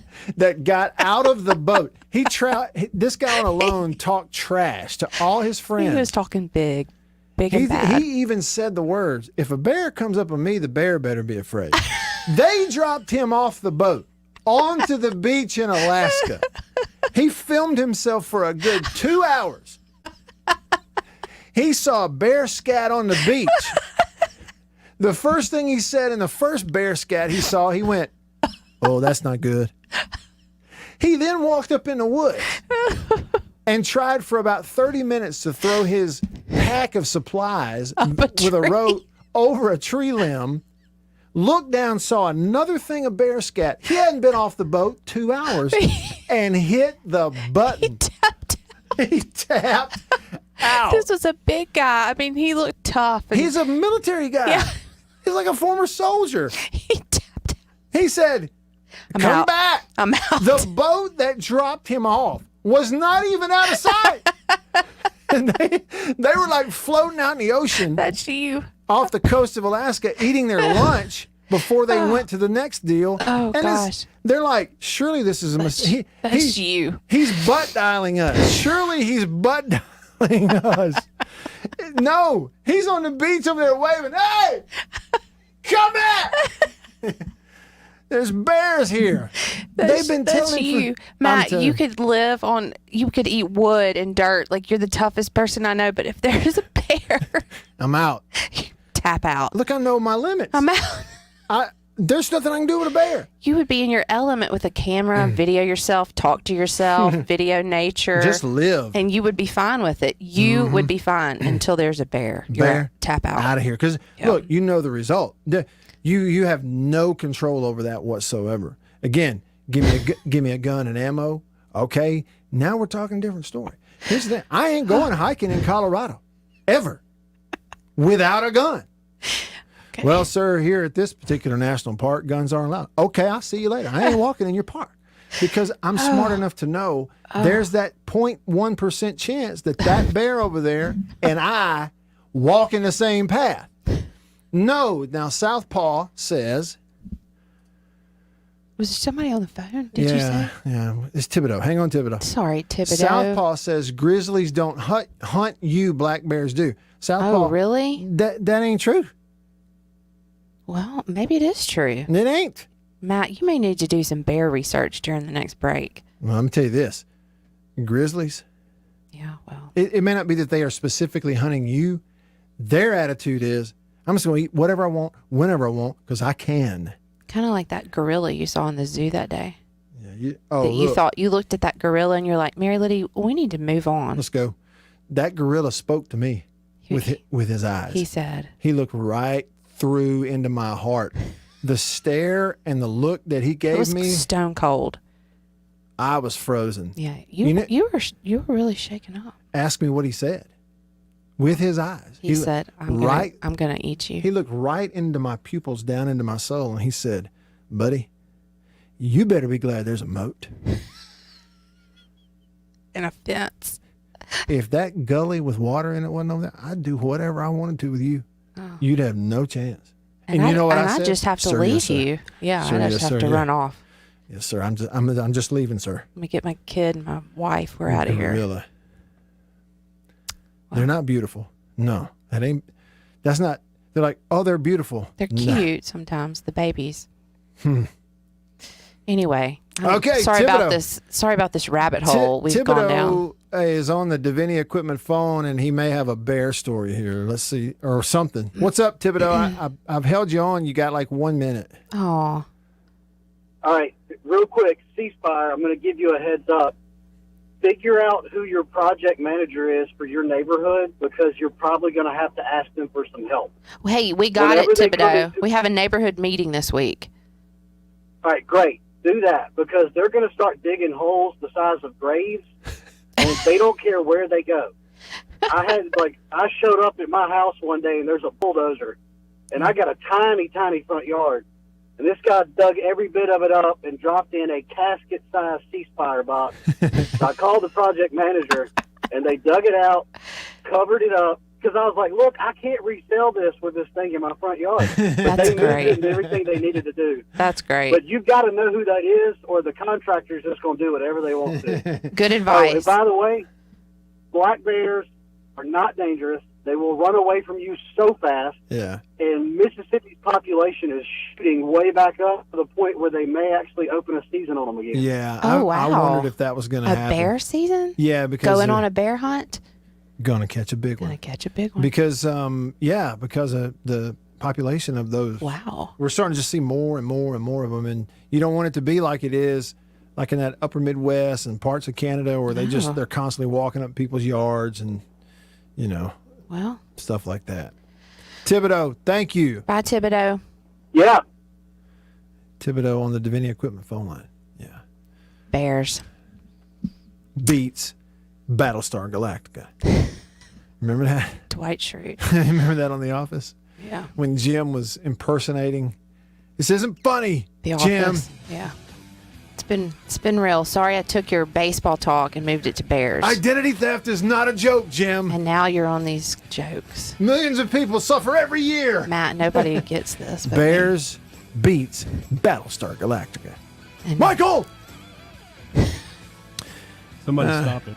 I can't. That's it. Yeah, the I music's can't. going to stop. I'm going to me. leave It's a him with heartbreak. you, Wild Bill. Okay, so when we come back, Jason, David, the real unnamed, Mansplain, Jonathan, Anthony, Jeremy, Brett, Wow. Jim, Uncle D, Grumpy, More Bully, Hook, and Lynn, and more coming to your text. Y'all stick around.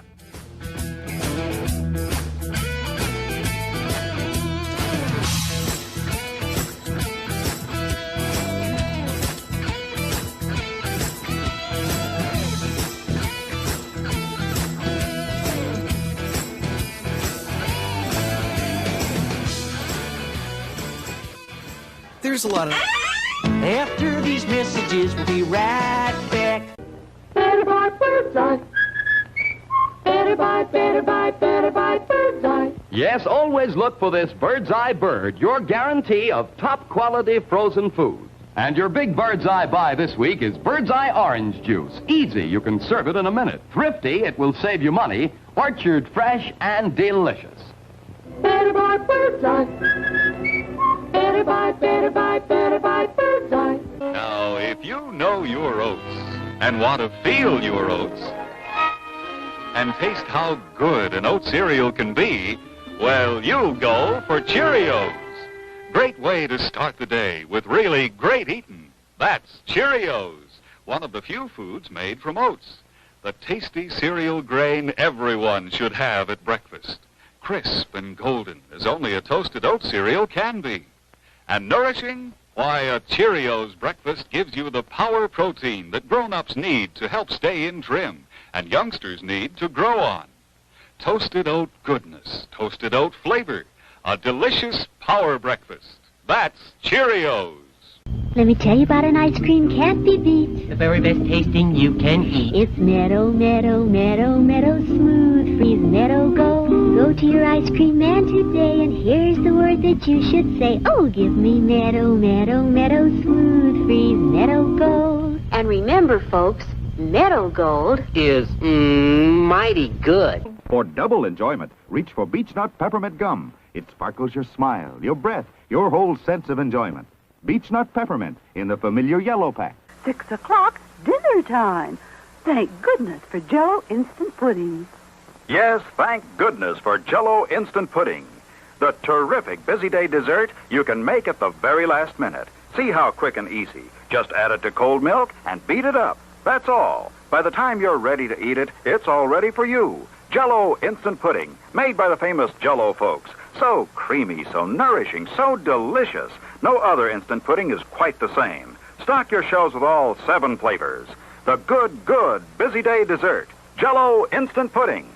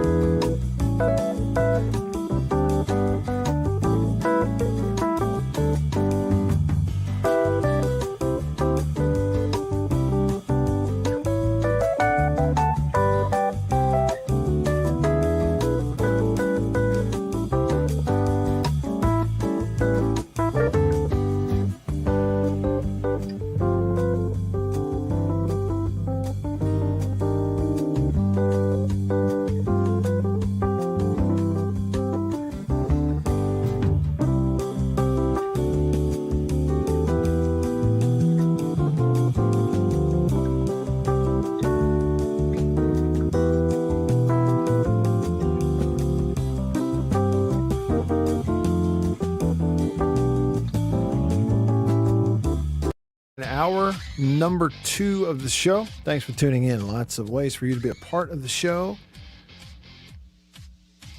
Jason is right. I mean, he's talking about bears. Their attitude is, quote, "This is my territory." I mean, it's instinctual for them. They're not like making necessarily like a conscious decision. It's just kind of the way they are.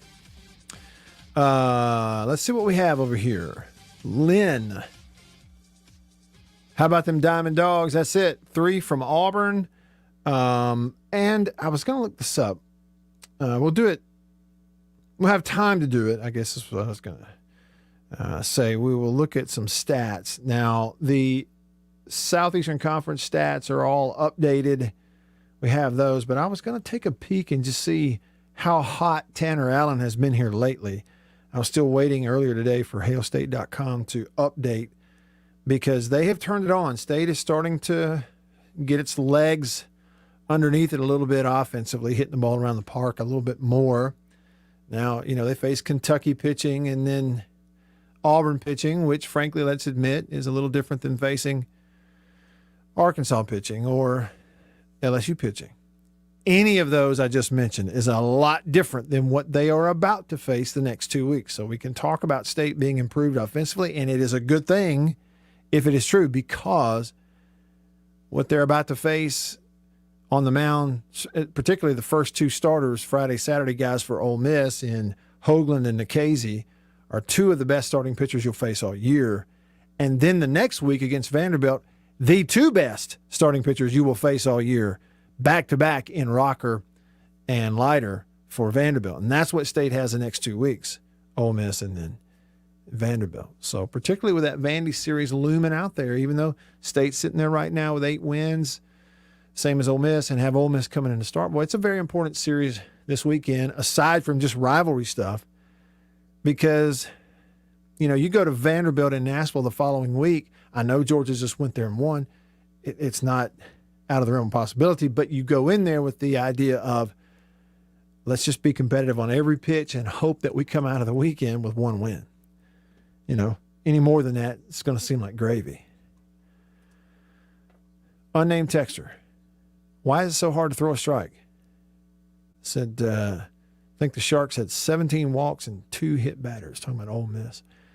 Some days just like that. I hate to give you sounds like a throwaway answer, but that's baseball. Sometimes even the best staffs go out there and give up home run after home run after home run. Just hit guy after hit guy, Auburn hit Rowdy Jordan 4 times yesterday with pitches. They won't do that again to a single batter in the next 5 years. It's just crazy how things pop up on you sometimes on one day. Hook says, Matt, check out Matsuyama's caddy reaction putting the pin back in on 18. He took his hat off and bowed, showing respect to the golf course. Great picture. I did see that picture, and it was really neat. It really was. More Bully texted the show and said he's headed to Vicksburg today for baseball, so he wants him to shoot that bear. He said, we don't have forests, we have woods. Grumpy said, Matt, Grumpy was married to a Japanese princess many decades ago. They are fine people, no joke. I said, did Hideki have a camera in the airport? No, it was someone else in line recognized who he was and just snapped a picture of him with their phone. Yeah. Let's see. Uncle D says, that's the Big Black River stretch where the bear sign is. Well, yeah, I guess that's right. That's what that is. And there is a bear crossing. So others have seen it as well on the way to Port Gibson. Brett in Brandon says, Matt, if you're afraid of bears, Google bear without hair. They become much scarier. I don't want to see it. What is that, like a bear with mange? I don't want to see that. Anthony from Tupelo says that black bear is probably the live mascot. Yeah. Did they ever have them? They never had a live mascot when they were doing the bear thing. And it's funny how they sort of phase that out. I don't know if Ole Miss did they ever officially say we are moving on from the bear, or did it just they just did it? Jonathan said, Matt, if you ever get to have a sit down with Coach Leach, you must have this bear conversation. You know, Mike may be totally different about it. Being from Wyoming originally, he's lived out west, lived up there, obviously, in Washington State. I know he's a Sasquatch guy, you know, can carry on a conversation about that. But the whole bear thing, I don't know where he falls on it, but I think he would agree with me that the whole grizzly bear thing is a whole different proposition. That's a whole different deal right there. If they want you, they got you. Ain't nothing you can do about it. Can't outrun them, can't outswim them, can't outclimb them. You know, you're theirs if you're on their land. Mansplain says, are you more scared of bears or sharks? Me, I'm more scared of sharks. I'm not really scared of sharks. Probably should be. Whatever. Because you can see a bear? I don't know. The real unnamed, what are we doing? Is this a Chris Brooks show? Real unnamed texter was dying laughing during all that. Well, see, that's what I'm here for, unnamed texter, is to get you to the next stop of life. And if I can do that with a smile on your face, I've succeeded. I guess. David says, Matt, is that why Ole Miss didn't like the Black Bear? Because when they saw their opponent, they would turn and run. Yeah, I mean, I don't know. I don't know. But that's what Southpaw, you got to look it up. I think you got them backwards. I mean, I may be the idiot, but I was thinking that, you know, the Black Bear is the one that'll take off and run from you just about every time. Jason in Flagstaff says, LOL, if you're afraid of bears, you'd better not come out here. Pretty thick mountain lion population around here. Black bears don't hunt you unless there's a honey bun in your pocket. Yeah, I mean, that's it. They're not looking to eat you. Grizzly bear, different story. Jeremy says, this bear in Bovina hung around for almost 3 hours before they tranquilized it. It wasn't running off, even with a crowd watching and cars passing by. Very interesting. So, like, was it super duper hungry? That's the thing. Like, it's just waiting to get in your trash can. That's what I want to know. Jeremy, thanks for the information. Ernest T. said, I totally agree. We need to lower the black bear population, especially in the northern part of the state. Well, how north, though, Ernest T.? Like, I live in Tupelo. We're in Lee County, obviously. So, you know, how far? We are a good 65 miles straight north to the Tennessee border. You know, between here and Tennessee is Prentiss County. That's where Boonville is. And then Alcorn County, that's where Corinth is. So, I mean, I'm pretty extreme northeast. You know, we don't border Alabama, but we're one county over from Alabama. So, pretty extreme northeast Mississippi. And we've never even had like a sighting of a bear in Tupelo. But I guess what? DeSoto County, have they seen them in Corinth? I just hadn't heard about it. The ones we're hearing about, and the only place I know of where there's a bear crossing sign is in southwest Mississippi, not north. Oh, Ernest T., are you making a joke, though? Are you making maybe I just didn't get it in time. Matt from Brandon says, as in when you are in the water, what's this? Says when you are in the water, sometime you're on top of the food chain. Well, that's right. If you're in the water, swim out there, man. You know, you're putting yourself at risk. Hope you enjoy it. Good luck.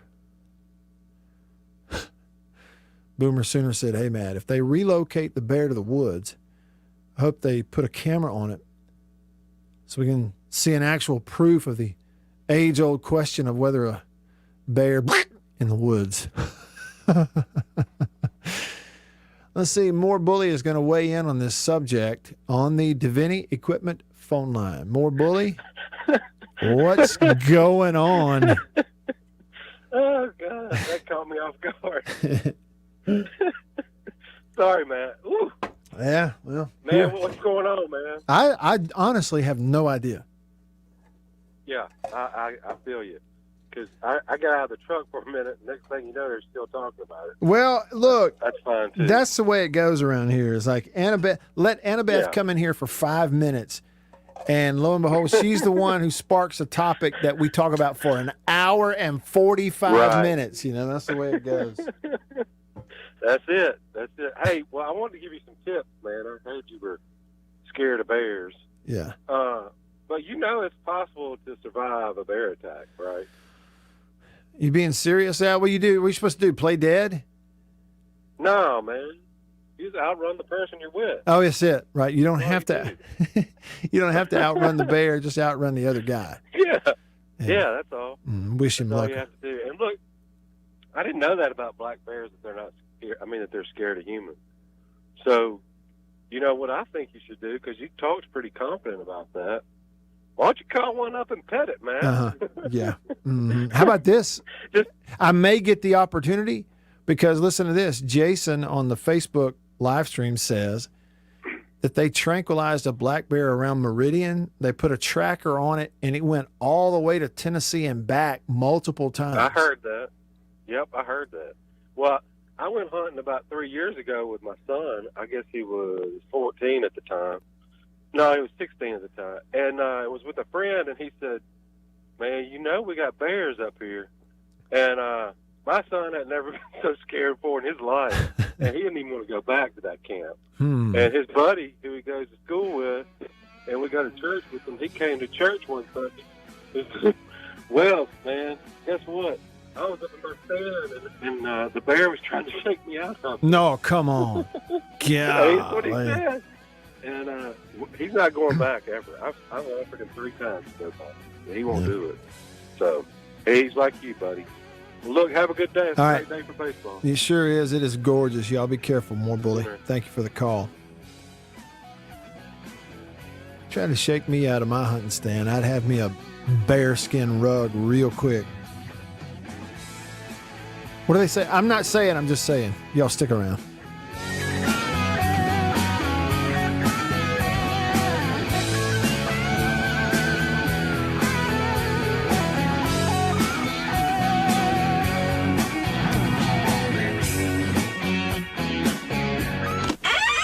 After these messages, we'll be right back. For double enjoyment, reach for Beechnut Peppermint Gum. It sparkles your smile, your breath, your whole sense of enjoyment.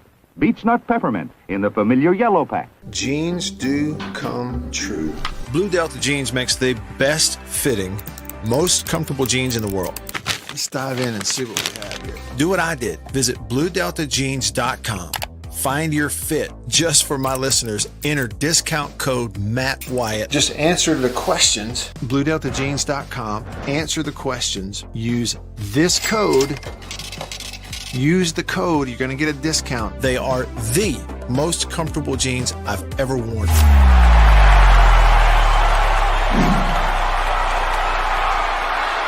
Farm Bureau Insurance stands ready to provide financial relief to our communities in this time of crisis. This includes a one-time credit to all personal auto policyholders, a donation of $500,000 to the Mississippi Food Network, and additional payment options for those hit the hardest, all while continuing to service customer claims as well. But this is the time to go above and beyond. These are a few ways we're keeping the Farm Bureau promise. To learn more, talk to your agent or visit us online. Go with the home team.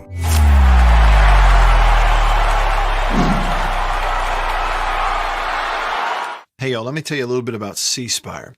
New stuff in 2021, including 5G coverage. If you go to their website right now, cspire.com, you're going to see their no bull, which, by the way, I love the Super Bowl ad with the slow motion bull. You're going to see that on the website. But look, they're right. There's been a lot of bull over the years in your wireless bill, depending on if you know who you were with. And my experience with C Spire is just like they say, there's no bull. I know what it's going to cost me each month. I know what my coverage is the number one coverage in Mississippi, period, the number one network.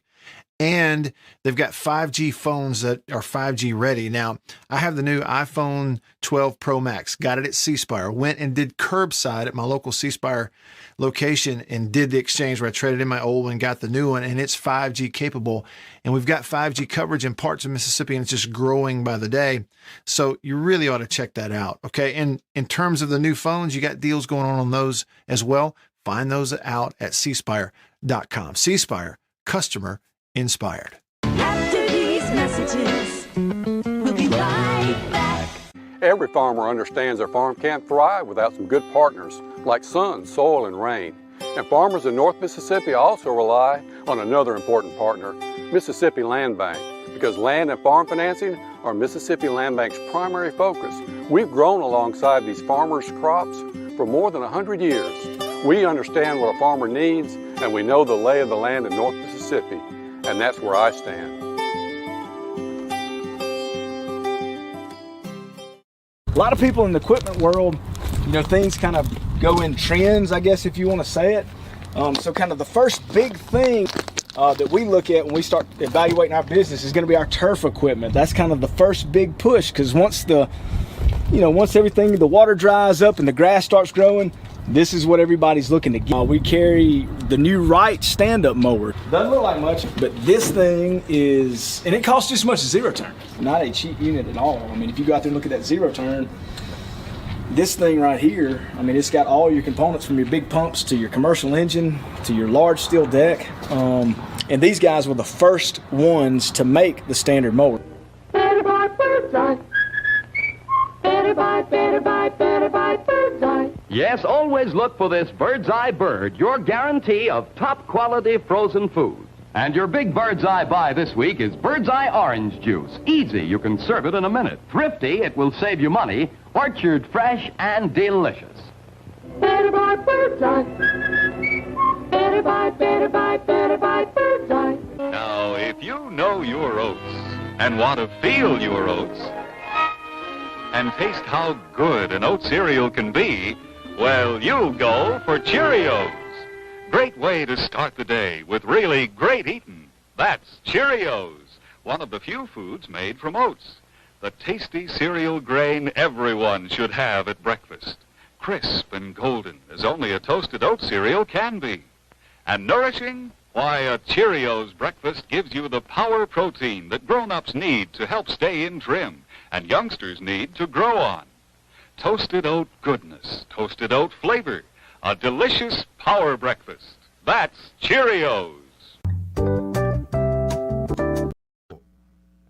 They lost 3 out of 4 to a really good Louisiana Tech team. 2 of those losses were by 1 run each. Since then, they've won 7 straight games.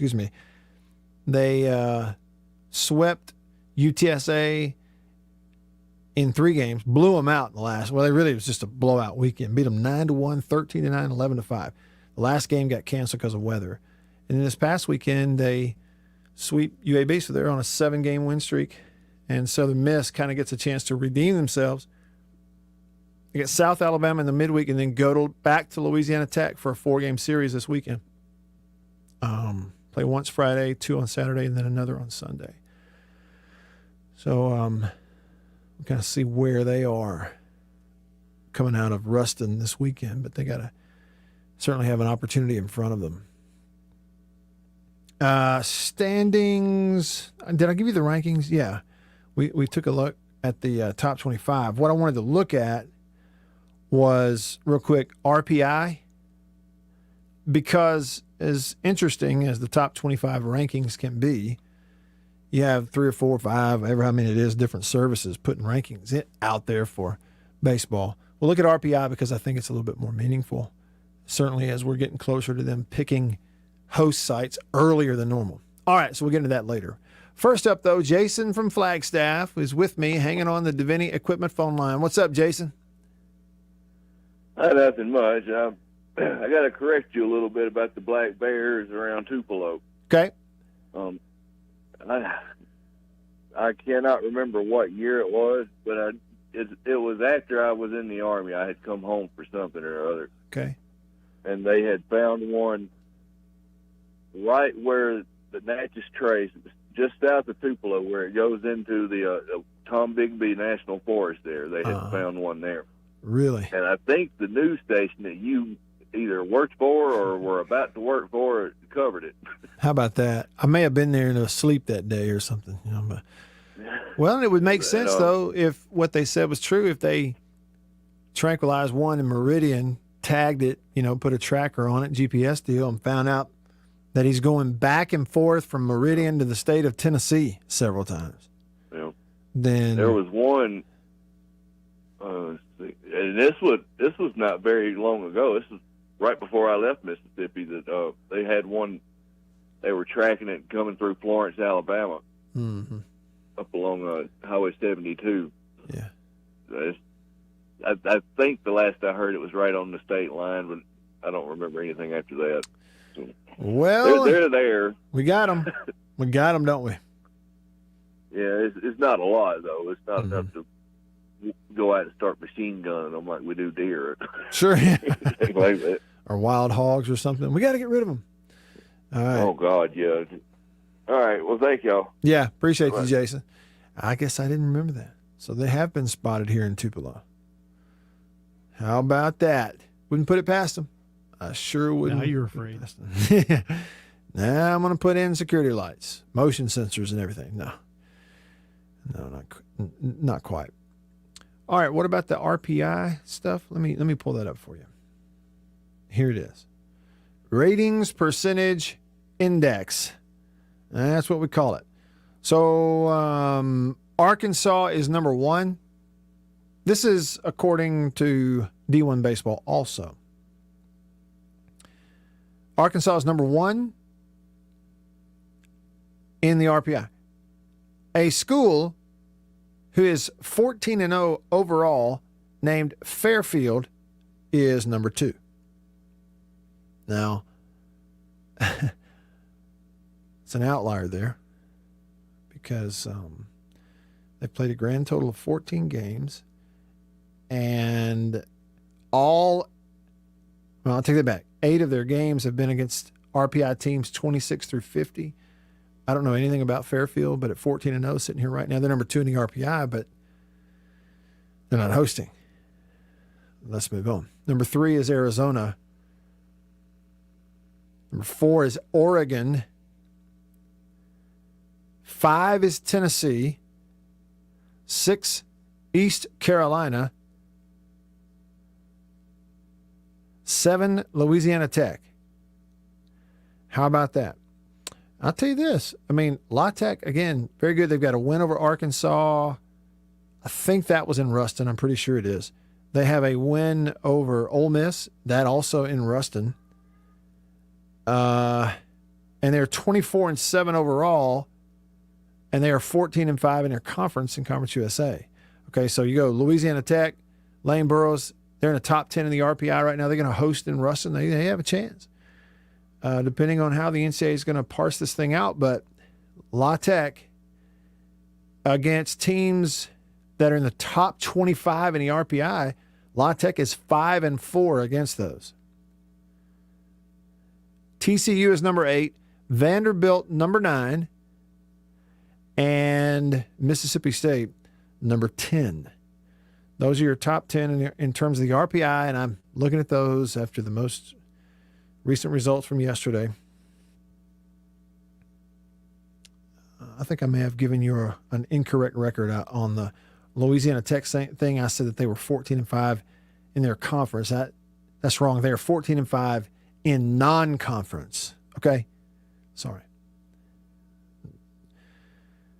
State is number 10 overall in the RPI. Against teams in the top 25 in the RPI, State is 5-5. Teams 26 through 50, they are 1-0. And against teams in the top 100 of the RPI, 51 through 100, they are 6-1. And the thing about it is, too, on the schedule for State, there are 12 games in there that have been played against teams that are 100 or worse in the RPI. And they are 12-1 in those games. They've only lost 1. So they've kind of protected themselves from some pitfalls. You know, you don't have, I know, you're like, don't say it, Matt, you're going to jinx it. Look, I understand, but it's just, I'm doing the information here. They have not had the normal pitfalls of the bad midweek stuff to this point in the year. Other things of note, you got South Carolina at number 13 in the RPI. You have Alabama at 17 in the RPI. Don't look now because what? Alabama swept Texas A&M this past week. Yep, on the road, no less. Playing better baseball. They were swept at home by Ole Miss, weren't they? But anyway, Alabama is 17th in the RPI, 19-12 overall. Southern Miss is 19th In the RPI at 21-9 overall. They are 13-6 in a non-conference. And then Ole Miss is 20th in the RPI. You got Georgia at 23 and LSU at 25. That'd be teams of note in the top 25 in the RPI rankings, and it ebbs and flows every week. And it's sort of a threaded thing depending on who you've played and who they've played and how they played and all that kind of stuff. But this is one thing to note. Okay, so Southern Miss sitting there at 19 in the RPI right now, 21-9 overall. And like I said, La Tech from Conference USA up there at number 7, highlighted that for you. And Southern Miss has already played them once in 4 games, and they're going back to play them in 4 more games this weekend, including on the road. The road games help you in the RPI category, even the losses, as compared to some home wins. Going to Louisiana Tech, the number 7 RPI. It's a tremendous RPI opportunity, okay, for Southern Miss this weekend. Just look at it that way. Because if they go down there and pull something off, they are going to be, they're going to go to sleep at night with visions of hosting dancing in their head down in Hattiesburg because they're going to climb up. Okay, and then real quick before the music starts, real quick. Uncle B on the Country Pleasing text says, Matt, just be brave enough to play dead if a bear comes up. Okay, I'm getting bear advice now. Ernest T said, there's some black bears in the woods out east of Batesville. Mansplain says, I live on the Ross Barnett Reservoir. A few minutes ago while walking my dogs, I saw a nice gator about 10 feet offshore. Don't know what's worse, gators or wild bears. Real unnamed texter said a black bear walked behind me in Pigeon Forge when unloading the vehicle when we arrived. She had 2 cubs with her. I ran into the cabin. Thankfully, she kept going and didn't get into the back of the SUV. That's when it becomes a little bit iffy now if it's a big mama and she's got 2 little cubs walking around with her. That's a whole different proposition. Sure is. And that one that they saw in Vicksburg, reported just outside of Vicksburg today in Bovina, Jeremy, he saw it with his own eyes, said it was about 400, 500 pounds at least. He could tell that from 75 yards away. Yeah, the pictures, it looked like a large one for sure. All right, that wraps up hour 2. If you leave us, have a great night. If not, stick around. Hour 3 coming up in the studio. Stay with me.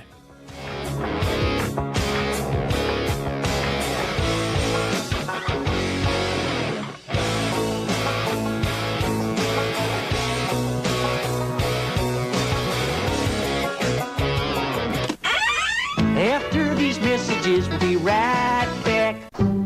Arrived today. Jeans do come true. Thank you, Blue Delta. Yeah, jeans do come true. That's what the bag says. Blue Delta Jeans makes the best fitting, most comfortable jeans in the world because they are uniquely made for you and only you. Raw denim jeans, custom fit, hand tailored in Tupelo, Mississippi, my hometown. Let's dive in and see what we have here. Do what I did. Visit BlueDeltaJeans.com. Find your fit. Design a jean. And before you know it, you'll be addicted. Just for my listeners, enter discount code Matt Wyatt, all lowercase. Again, that's if you listen to me, you can use discount code Matt Wyatt, all lowercase. And at checkout, you're going to get a 10% discount off your order. So I just went online, ordered them. BlueDeltaJeans.com a couple weeks ago. Went in, I didn't go get measured. I just entered, what I knew about myself. I just answered the questions, and here they are at my doorstep a couple weeks later. Nice. Yeah, Blue Delta. Nice. I'm happy. I've known the Blue Delta team for years, and I'm thrilled to have these guys on as a sponsor of this show. Blue Delta's Virtual Tailor is a fun and easy way to get yourself into the best fitting pair of jeans you're ever going to own. But you never thought you'd get a butt shot out of me, huh? How about that? Just answer the questions and they fit absolutely perfectly. They couldn't fit better. So just go online, BlueDeltaJeans.com, answer the questions. It's amazing how they do it. They will fit perfectly. You're not going to find better material and better feeling pants, period, anywhere BlueDeltaJeans.com. Use this code. Use the code. You're going to get a discount. They are the most comfortable jeans I've ever worn. I promise you that. And I know that you are going to love them too. Make sure you use the code. And remember, jeans do come true. After these messages, we'll be right back. Let me tell you about an ice cream can't be beat. The very best tasting you can eat. It's Meadow, Meadow, Meadow, Meadow Smooth Freeze Meadow Gold. Go to your ice cream man today, and here's the word that you should say. Oh, give me Meadow, Meadow, Meadow Smooth Freeze Meadow Gold. And remember, folks, Meadow Gold is mighty good. For double enjoyment, reach for Beechnut Peppermint Gum. It sparkles your smile, your breath, your whole sense of enjoyment. Beechnut Peppermint in the familiar yellow pack. 6 o'clock, dinner time. Thank goodness for Jell-O Instant Pudding. Yes, thank goodness for Jell-O Instant Pudding. The terrific busy day dessert you can make at the very last minute. See how quick and easy. Just add it to cold milk and beat it up. That's all. By the time you're ready to eat it, it's all ready for you. Jell-O Instant Pudding, made by the famous Jell-O folks. So creamy, so nourishing, so delicious. No other instant pudding is quite the same. Stock your shelves with all 7 flavors. The good busy day dessert. Jell-O Instant Pudding.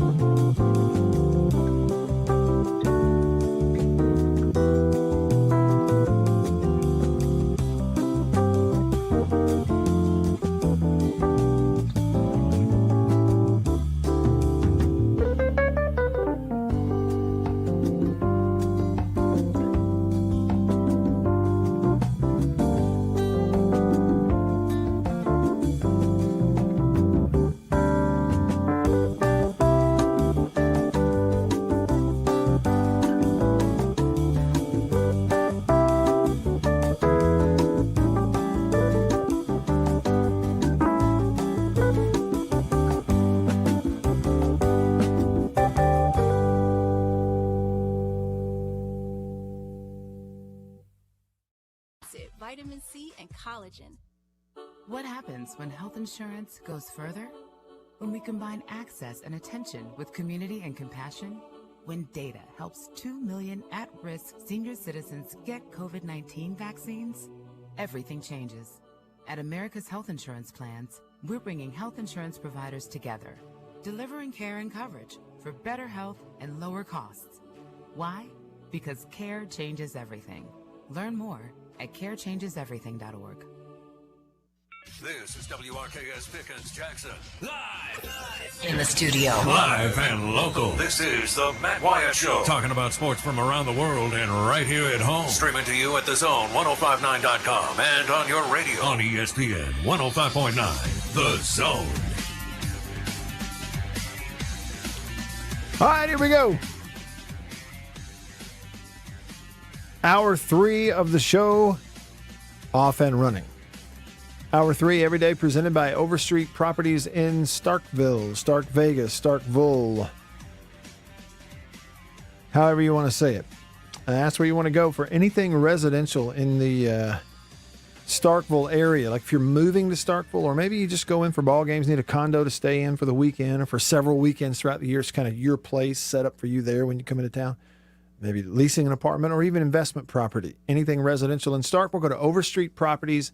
You can find out all the contact info and who to contact at overstreetproperties.com. Check them out. Yes, indeed. We had a long black bear conversation in the first couple of hours of the show, and it had nothing, not one thing to do with mascots, outside of the occasional hardy har har text. No, this is about real black bears. They had one in Bovina, just outside of Vicksburg, in the woods. It was a big one. Somebody said it was 400 pounds, and they had to tranquilize it and take it off somewhere else. That got us into several different layers of that conversation. And this has sort of been the casserole hour of the show. We can certainly stay in that if you want to. I got hot coffee from High Point Roasters in New Albany, so I'm ready to go, whatever you want to talk about. I'm still getting texts about the Bears. More Bully wanted me to bring on a bear guy from the Mississippi Department of Wildlife, Fisheries, and Parks. Find out where they take them, when they trank them. We got a message on the live stream that says they tranquilized one in Meridian, put a GPS on it, see what he was doing. He went back and forth to Tennessee 2 or 3 times. I'm like, what do you do, hop a train? Wow.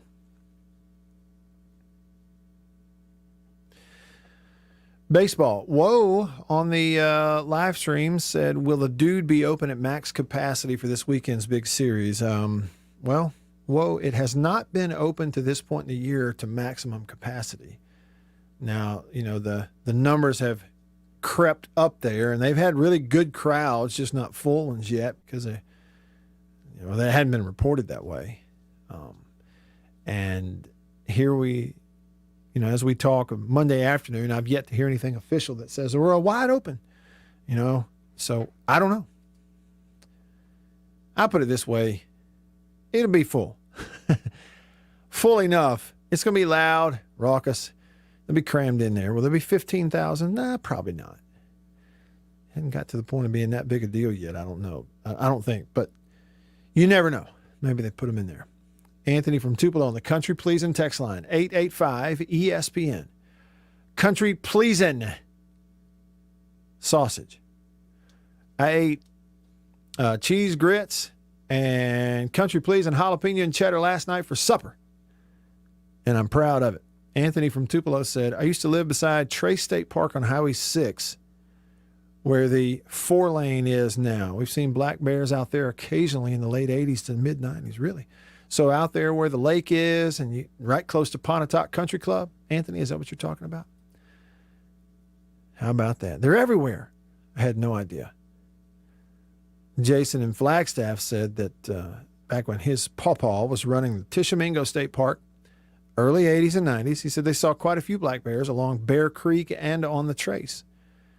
He said, I remember there used to be one that hung out right where the Trace runs next to Ross Barnett Reservoir. Saw a huge golden eagle there once. Eagle that was taller than our AMC Sprint car. How about that?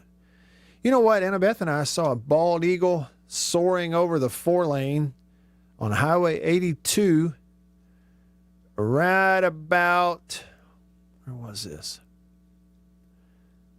It was between Winona and Eupora.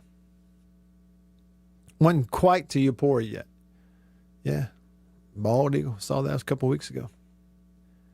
Pretty obvious what it was. In fact, it was down in the grass of the median, and I don't know if it was eating something or what, and then it got up and flew, and it was pretty obvious what it was. And then how about this? Flowtown Ghost sent us 2 pictures, trail cam pictures. Get the cameras out there, and they got a black bear on the camera going up, eating corn out of their feeder. And it says that they're camping. Is that supposed to say Coping County between Utica and Hazelhurst? Appreciate the picture. How about that? And one of them, he's actually looking at the camera. It flashed him, and so his eyes are glowing in the dark. That bear was surprised. And then Res Dog says, yeah, there are plenty of black bears in Dentville. All right, Res Dog, you just had to go and do it, didn't you? You just had to, didn't you? I'm going to read it. Res Dog's text said plenty of black bears in Dentville. And then he says, and I quote, I've even seen a black panther. Well, you know what? Since today is Wild Bill's first, it's not the first time you've been on this show, Wild Bill, but it's kind of the first time in a semi sort of permanent basis. Just way back when we first started this show and Roger was in that chair, when Roger was still with us, we had 2 or 3 shows where the subject of the Black Panther in Mississippi came up. And I don't know that Roger ever got more of a kick out of this show and its host and its listeners than he did when we got into a Black Panther discussion and debate. Because look, let's be honest.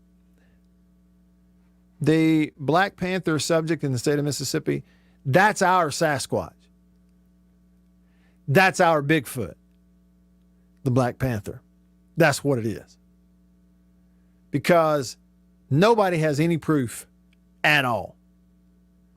There ain't a stuffed Black Panther anywhere within the borders of the state of Mississippi. In fact, you can't even find pictures of a Black Panther within the borders of the state of Mississippi. The only thing you might find is a grainy cell phone video from 12 years ago when cell phones barely took video. And the debate is it a cat, a house cat, or is it an actual panther? How far away is it? Wildlife officers, we don't have them in this state. They don't exist here. Other people, I saw one, I heard one, I know it was. Well, where are the pictures? Any other wildlife animal is caught all the time on trail cams, just like this black bear eating out of a feeder. Oh yeah, Copiah. Is that what it meant? So that was I didn't think there was a Coping County. It just said Coping, so that was a typo. That was a one of those where the phone fixed it for you. Your phone won't let you type in Copiah. Yeah, when I was trying to type in Copiah, it kept saying copying. Copying. Yeah. Anyway, the point is, whether or not there are black panthers in Mississippi boils down to whether you believe it or not, because you can't find a picture or a video, and all you find are the experts saying that it doesn't exist here. The Black Panther is Mississippi's Sasquatch. And all it takes, you know what? In fact, Bill, just file this away. All right. If we're having a slow day, we get into June, whenever, there ain't much going on. We're going to have a bunch of Black Panther shows. Because all you got to do is bring it up. Sounds good. And we'll have 3 hours of people debating. I saw one. No, you didn't. Yes, I did. No, I didn't. Shows. They're our Sasquatch. You're making it up. That's exactly right. That's it. Dentville.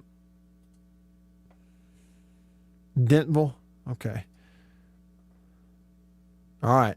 Hold on now, Jason. Here we go. See, I'm telling you, it doesn't take much to spark the debate of whether or not there are Black Panthers in Mississippi.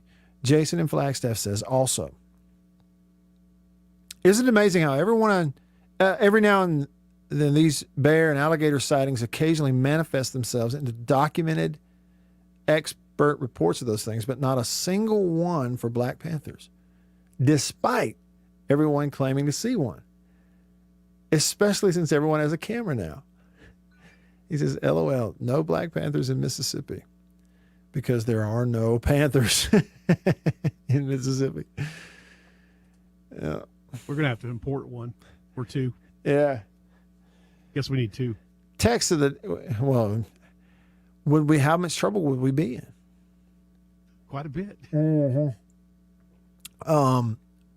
Affordable AR painting with the text of the day so far. It just simply said, this is my backyard this morning. and he sent me a picture from that movie, The Jungle Book. And that panther's propped up on a limb hanging over the river over in the Amazon jungle.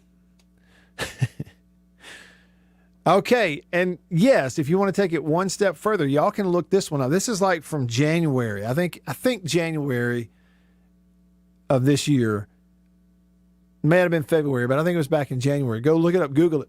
Sven's bringing it up on YouTube. So we can also talk about tigers in Tennessee. Look, that was a story. Remember that?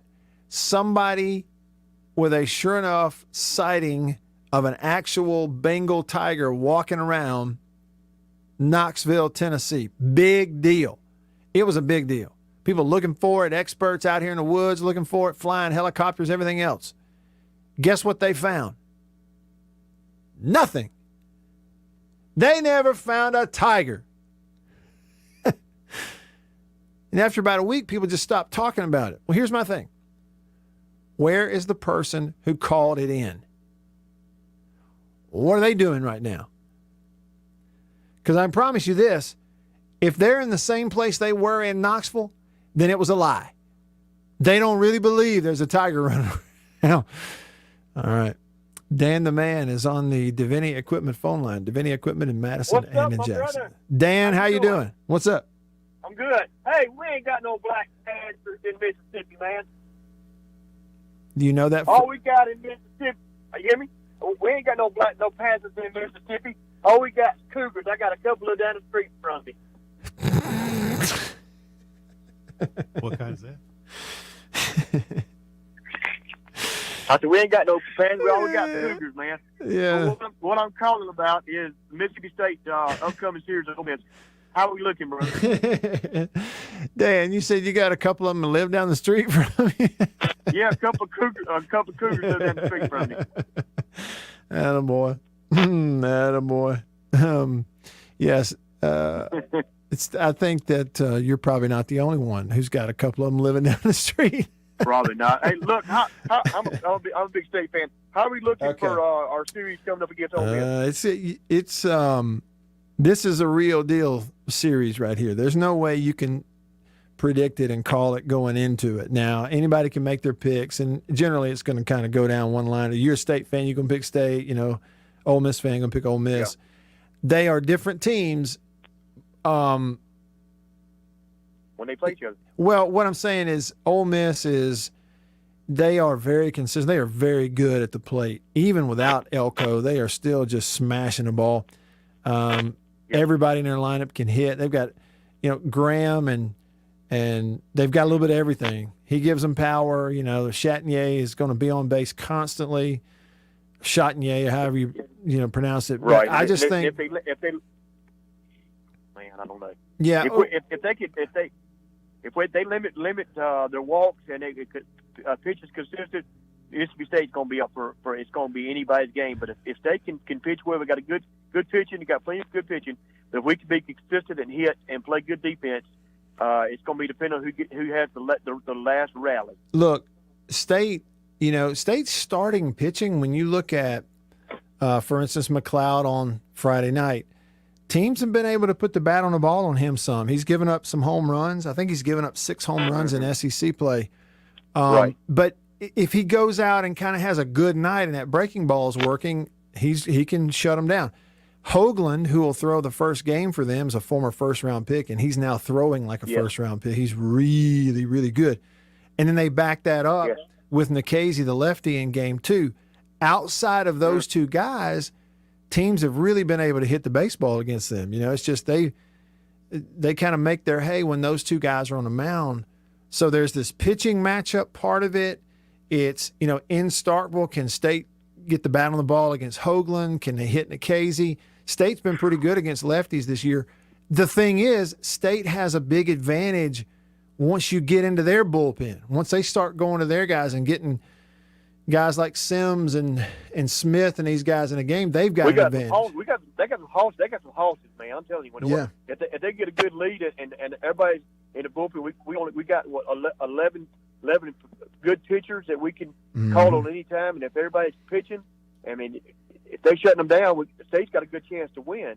But if they come in and they ain't on their game, and the Ole Miss can hit on anybody. On anybody. Ole Miss is going to put up runs on everybody they play.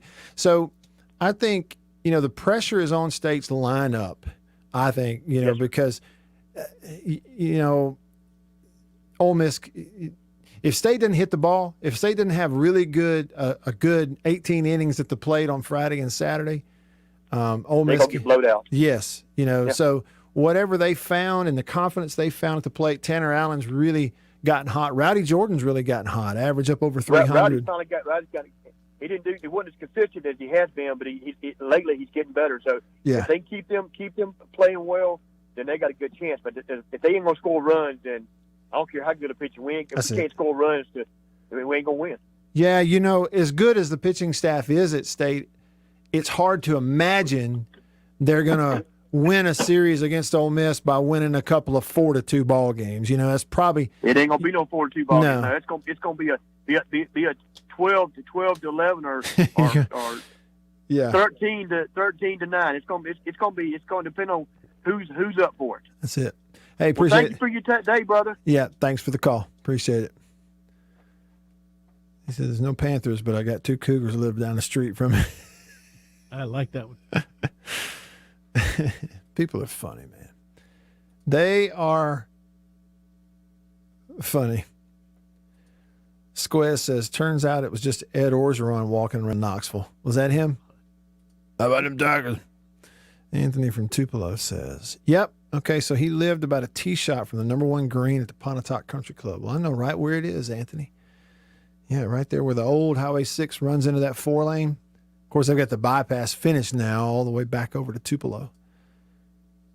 A lot of pretty country out there, and land and beautiful places to live out along that, I guess, what is it? What do they call it? The Highway 6 bypass takes you all the way over to South Tupelo in that Verona area and kind of connects with Highway 45. It's beautiful out through there. But the problem is now you got a highway running through it, and it's just cars constantly zoom, zoom. It's beautiful, but it's a beautiful country, but you're not out anymore.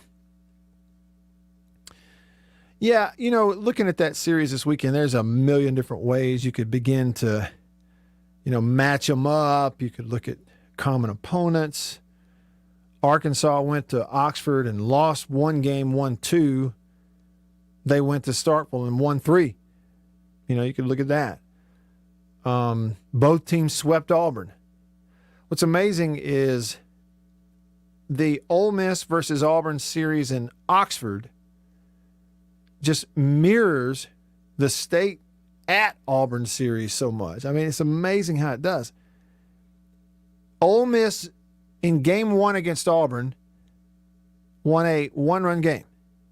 Mississippi State in game 1 against Auburn won a 1-run game.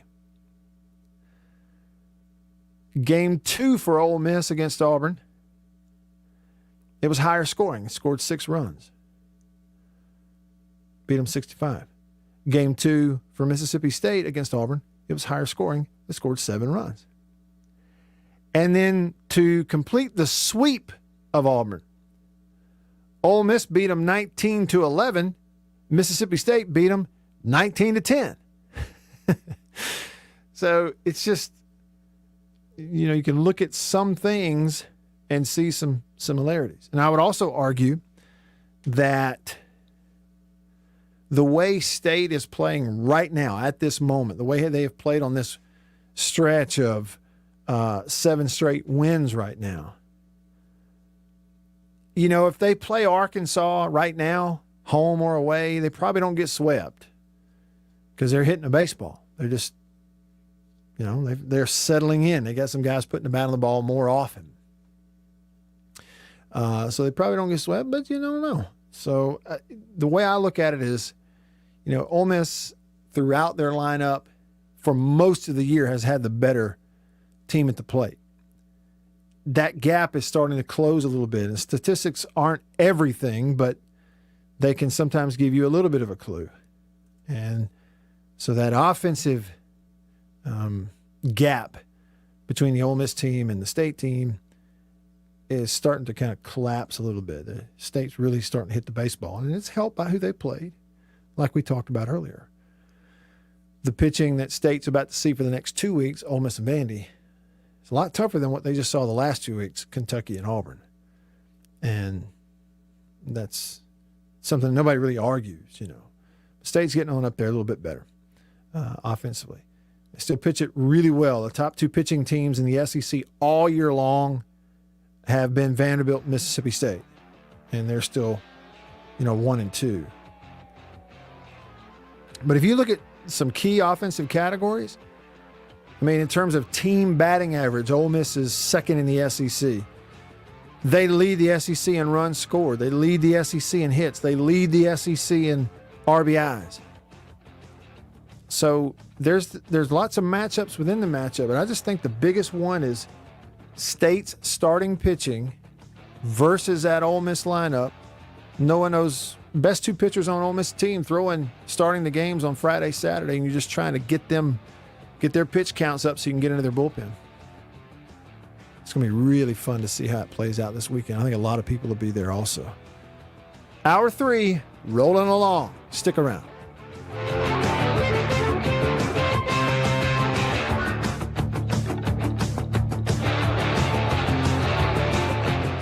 We show. After these messages, we'll be right back. Arrived today. Jeans do come true. Thank you, Blue Delta. Yeah, jeans do come true. That's what the bag says. Blue Delta Jeans makes the best fitting, most comfortable jeans in the world because they are uniquely made for you and only you. Raw denim jeans, custom fit, hand tailored in Tupelo, Mississippi, my hometown. Let's dive in and see what we have here. Do what I did. Visit BlueDeltaJeans.com. Find your fit, design a jean, and before you know it, you'll be addicted. Just for my listeners, enter discount code Matt Wyatt, all lowercase. Again, that's if you listen to me, you can use discount code Matt Wyatt, all lowercase, and at checkout, you're going to get a 10% discount off your order. So I just went online, ordered them, BlueDeltaJeans.com a couple weeks ago. Went in, I didn't go get measured. I just entered, what I knew about myself. I just answered the questions, and here they are at my doorstep a couple weeks later. Nice. Yeah, Blue Delta. Nice. I'm happy. I've known the Blue Delta team for years, and I'm thrilled to have these guys on as a sponsor of this show. Blue Delta's Virtual Tailor is a fun and easy way to get yourself into the best fitting pair of jeans you're ever going to own. Bet you never thought you'd get a butt shot out of me, huh? How about that? Just answer the questions and they fit absolutely perfectly. They couldn't fit better. So just go online, BlueDeltaJeans.com, answer the questions. It's amazing how they do it. They will fit perfectly. You're not going to find better material and better feeling pants, period, anywhere. BlueDeltaJeans.com. Use this code. Use the code. You're going to get a discount. They are the most comfortable jeans I've ever worn. I promise you that. And I know that you are going to love them too. Make sure you use the code. And remember, jeans do come true. After these messages, we'll be right back. Let me tell you about an ice cream can't be beat. The very best tasting you can eat. It's Meadow, Meadow, Meadow, Meadow Smooth Freeze Meadow Gold. Go to your ice cream man today and here's the word that you should say. Oh, give me Meadow, Meadow, Meadow Smooth Freeze Meadow Gold. And remember, folks, Meadow Gold is mighty good. For double enjoyment, reach for Beech-Nut Peppermint Gum. It sparkles your smile, your breath, your whole sense of enjoyment.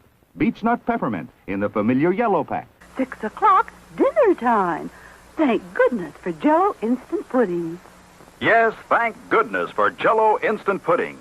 The terrific busy day dessert you can make at the very last minute. See how quick and easy. Just add it to cold milk and beat it up. That's all. By the time you're ready to eat it, it's all ready for you. Jell-O Instant Pudding, made by the famous Jell-O folks. So creamy, so nourishing, so delicious. No other instant pudding is quite the same. Stock your shelves with all 7 flavors. The good busy day dessert. Jell-O Instant Pudding.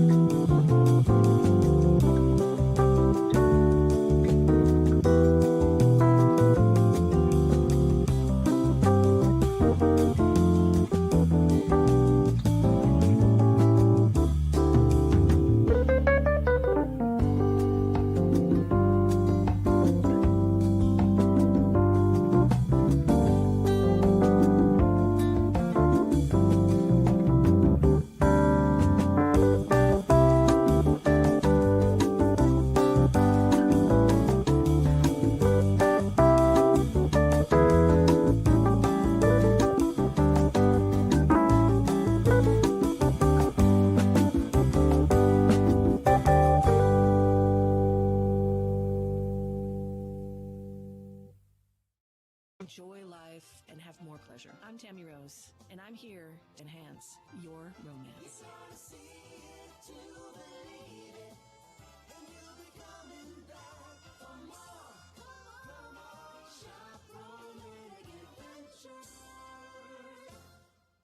How clean is your nose? Most airborne germs and allergens invade through the nose, your body's air filter. It's first line of defense. You wash your hands and brush your teeth, but what about your nose? Did you know there's an easy way to keep your nose clean and help your body protect itself? It's called Navage Nasal Care. Navage uses powered suction to clean your nose by flushing out pollen, mucus, bacteria, and viruses. Millions use Navage for fast, all-natural relief from sinus congestion and allergies, and to breathe better, sleep deeper, snore less, and feel healthier without drugs. Navage is easy to use, affordable, and it comes with an absolute guarantee of satisfaction. And 50,000 independent online reviews averaging 4.7 stars show just how much people love their Navage. You wash your hands and brush your teeth every day. Now you can clean your nose and help protect your health with Navage. At Navage.com, CVS, Walgreens, Bed Bath & Beyond, Target, and Rite Aid. Navage. N-A-V-A-G-E. Make good nasal hygiene your new normal with Navage. Clean nose, healthy life.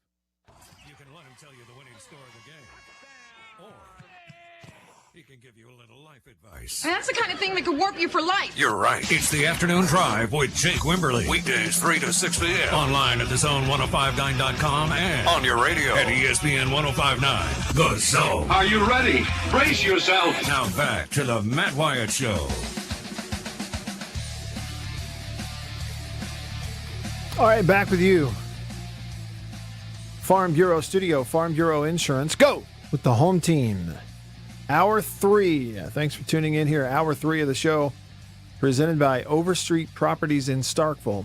This just reminds you, if you're going to Starkville, anything residential, permanent or temporary, so like moving up there, moving to Starkville, buying a home, or a condo to stay several weekends throughout the year, or, leasing an apartment, anything residential. Go to Overstreet Properties. Tell Kane Overstreet I said hey, and he'll get you hooked up. Overstreetproperties.com. You can go there and get the contact info. I saw this headline and the subheadline, and I'm trying to do the math on this. This is a big deal, though, and I'll tell you some of the details. According to CBS Sports, the NCAA is expected to end a 15-month-long recruiting dead period on June the 1st. They've got council meetings this week at the NCAA and they're expected to vote that June the 1st will end this, over a year-long dead period where college football coaches and others too could not have camps and recruit people in person. It's all been via Zoom and phone calls and stuff. So 15 months long. I'm trying to figure out the time frame when it would have started, but I guess it would have been last March, right? So March would have been 12, and you go April, May, June, that's 3 more. But it's not going throughout June. So see, you go 15-month long recruiting dead period. But if it ends on June the 1st, it would not have been 15 months, wouldn't it? It would have been 14 months. Isn't that right? March to March, and then April and June. Am I missing something? Anyway, that's not, I guess that's not the most important part of this. Just looking at details. Yeah, what Dennis Dodd said in the article, the NCAA Council this week is expected to set an end date of June the 1st for the long-standing recruiting dead period. This according to multiple sources. The dead period was imposed in March 2020 after COVID-19 shut down college sports. It's been extended 8 different times over the course of this pandemic. They'd set a date on it, come back, meet, reevaluate, extend the dead period, come back and meet, check things out, look at the data, extend the dead period. So 8 different times you've had coaches around the country going, what are they going to do? What are they going to vote? Are we going to recruit? Vaccine is kicking in, and so this is what it's going to do. Now, football camps, official visits, all of that, if they vote that way this week, it means all that stuff can pick back up. Okay, so what does it mean to you? You're a fan. Just know this. For all intents and purposes, because of COVID, recruiting from a conversation standpoint, communication from coaches to recruits has been really stifled. They could only do it remotely and virtually and all that kind of stuff. They cut out camps this past year. This is a big deal in this way. It's just one example. There are a lot of high school kids that last year at about this time, approaching their senior year of football last fall, but this is the spring and summer ahead of them. And normally those kids they don't have a scholarship. They don't have an offer to Division I team. Maybe they got small offers, JUCO offers, but they'd love to go to a camp at, State, Ole Miss, Southern Miss, somewhere, and get to know a coach and really show what they can do and be this diamond in the rough that can, just before their senior year, go out here in the summer to a camp and earn an offer and make that dream come true. And they didn't get that opportunity last year. Everything. And it was tough, I think on a lot of schools evaluating potential walk-ons and late scholarship offers and all those kinds of things. And so, maybe there are misses more than normal.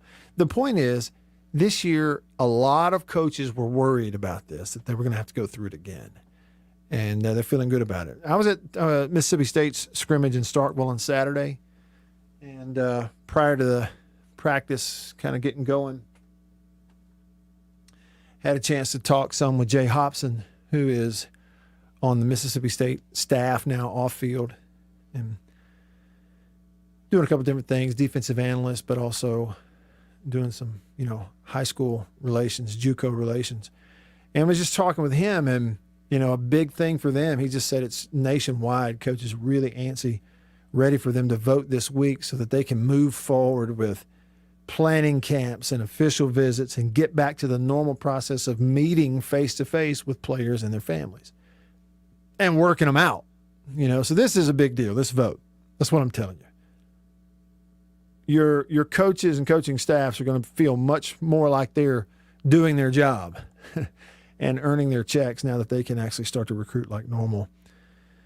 I found this interesting. It did point out in the article that schools like Florida have already scheduled official visits each weekend in June, because that's how confident they expect that dead period will end at the beginning of June.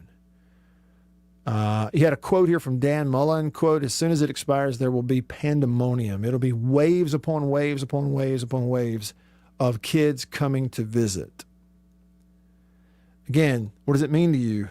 Just know that, you know, every single one of us within earshot of my voice right now listening to this, you have a high school player who you know their name, you've watched them play, you live down the road, they are in your community, who cannot wait to get in the car and go to camp at his favorite school. Didn't get to do it last year, and they are going. CBS reported last month that the NCAA Football Oversight Committee had recommended that they would end it on June the 1st, and they're going to vote on this thing. So there are two models being considered. Let's just see. These are, you know, devil in the details sort of thing, but there are two models being considered.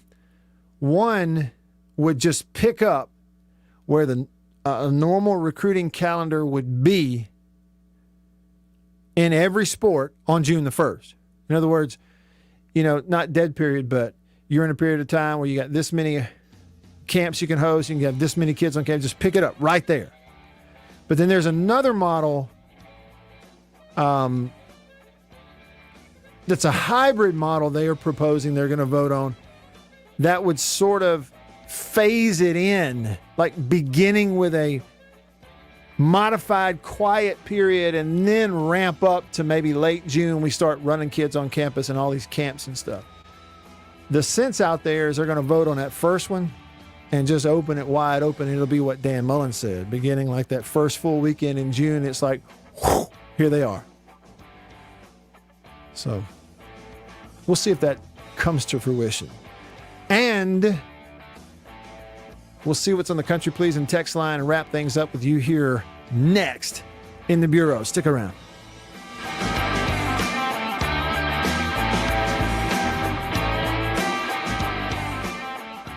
Your ability to copy. After these messages, we'll be right back. Arrived today. Jeans do come true. Thank you, Blue Delta. Yeah, jeans do come true. That's what the bag says. Blue Delta Jeans makes the best fitting, most comfortable jeans in the world because they are uniquely made for you and only you. Raw denim jeans, custom fit, hand tailored in Tupelo, Mississippi, my hometown. Let's dive in and see what we have here.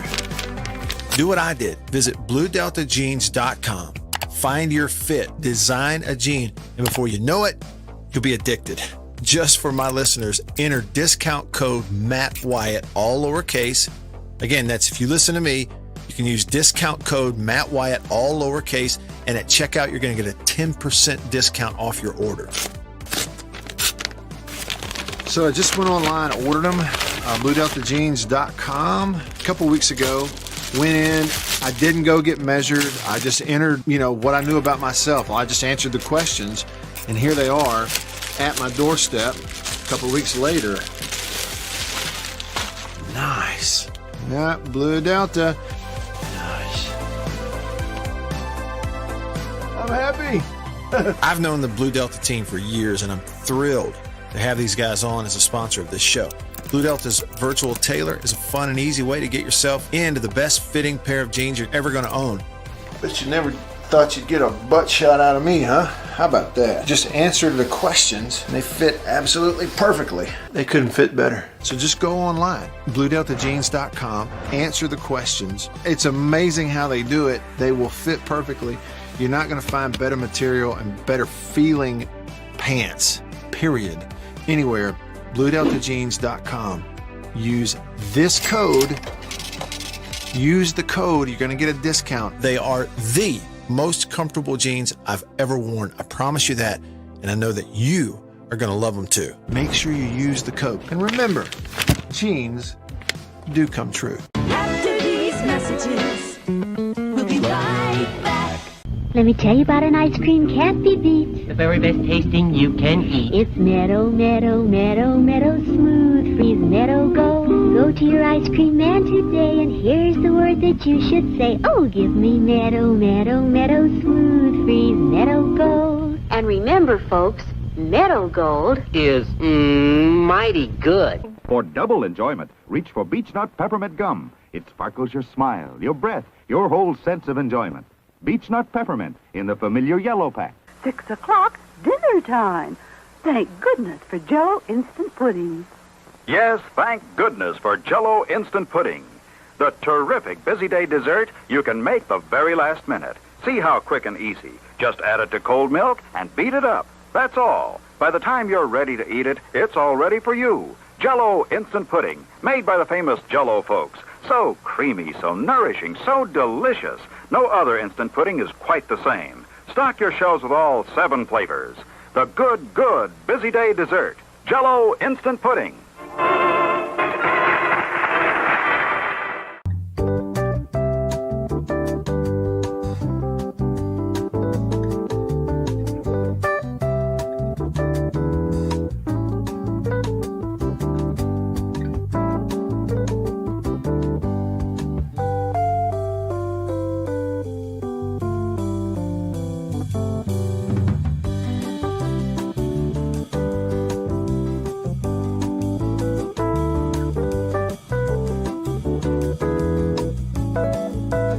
Unknown legends. It's like trying to nail Jell-O to the wall. It's the Gridiron with Chris Brooks. Weekdays 10 a.m. to noon. Streaming online at thezone1059.com and on your radio at ESPN 1059 The Zone. Now to get back to our little talk. Right here on the Matt Wyatt Show.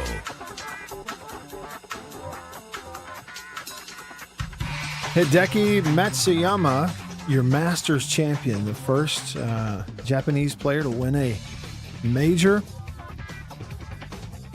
And, at least there, I guess going into Sunday, and you just kind of had this feeling there for a period of time after bogey birdie start that he was going to kind of run away with this thing. And then it wound up a little closer than you might have thought if you watched the entire final round. And then, of course, there was that dramatic negative tee shot for Schauffele at 16. And so as opposed to a dramatic sprint to the finish, it was, I thought, a dramatic hanging on by Matsuyama. But certainly, again, fun to watch, and the Masters always is. And it's fun to talk about it with Don Williams, who we talked about the previews of different days and rounds and golfers last week with Don here on the show, and now we get to review. Don, thanks for giving me a little bit of time here on what is kind of a Reaction Monday. What are your thoughts and kind of overall feelings looking back on this championship for Hideki Matsuyama? Well, Matt, having gone to Augusta since the early 80s, the one thing that only those of us who populate the media center for all these years know full well is just how avid the Asian market is for their players. Even back in the 80s, the Asian contingent from media was tremendous, just huge numbers. And it's hard to compare that to it because obviously, the media contingent is large in general. And of course, 80% of that is, American. But then you've got a bunch of Australians, and you have a bunch of people from Europe, primarily the UK, but also the continent. And you had players like Greg Norman and Seve Ballesteros and so on and so forth. And not just them, there were more. But the Asian contingent was certainly as large, if not larger, than the European contingent, media-wise. Huge numbers. And usually there were 2 players in the field that were Asian. They could be Korean, they could be Chinese, they could be Japanese, and rarely threats to win. And just the idea, now they've had some, players who had that ability to win here in the last 10 or 15 years. Matsuyama and Shingo Katayama and a variety of others. But to finally have that happen, you heard them talk about it on CBS and just how big it was. But those of us who have been around it for 40 years, have always known that. And you can just imagine the sheer joy that it must be throughout the entire country today. It's unimaginable. I know that when Adam Scott won in Australia, it was a big, big, big deal because he was the first to win the Masters. But Australians have won other big tournaments over the years. Sure. This is the first big one that their man has won. So that's what I was thinking about all day yesterday, just hoping, and I didn't necessarily root for him per se, but I was just kind of hoping, don't let him melt down and give it away. Now, if he got overtaken, so be it. Sure. And turns out, Matt, he needed all 6 of those strokes that he led by at one time. He needed every one. I will say, though, most of the time, and I could go back and do research, most of the time when you come to 18 and you have a 2-stroke lead, you end up making bogey. Tiger Woods did it 2 years ago. Because you've got that extra shot in hand, so you play it a little bit safe, and you end up making bogey. So the one-shot victory, kind of take that with a grain of salt, if you will. Sure.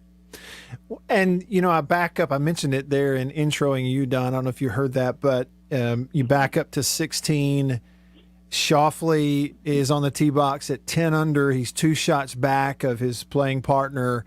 And just as you've seen, we get it so much, this great, beautiful drama and chance. You're sitting on the edge of your seat. What's going to happen on 16 on Sunday at the Masters? And then he flushes it, an 8-iron from 184, but he comes up short and it's in the water.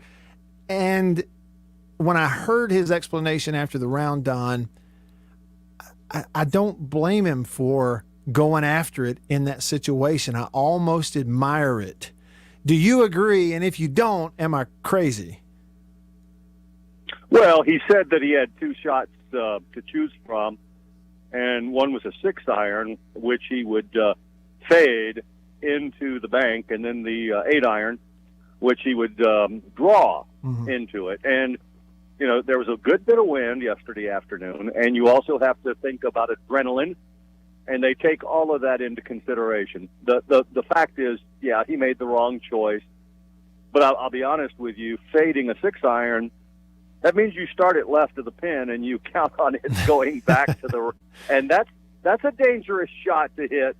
But here's the thing. I told my wife yesterday as we were talking about it, there's a lot of water when you turn to number 11. There's water on every hole with the exception of 14 and 17 and 18.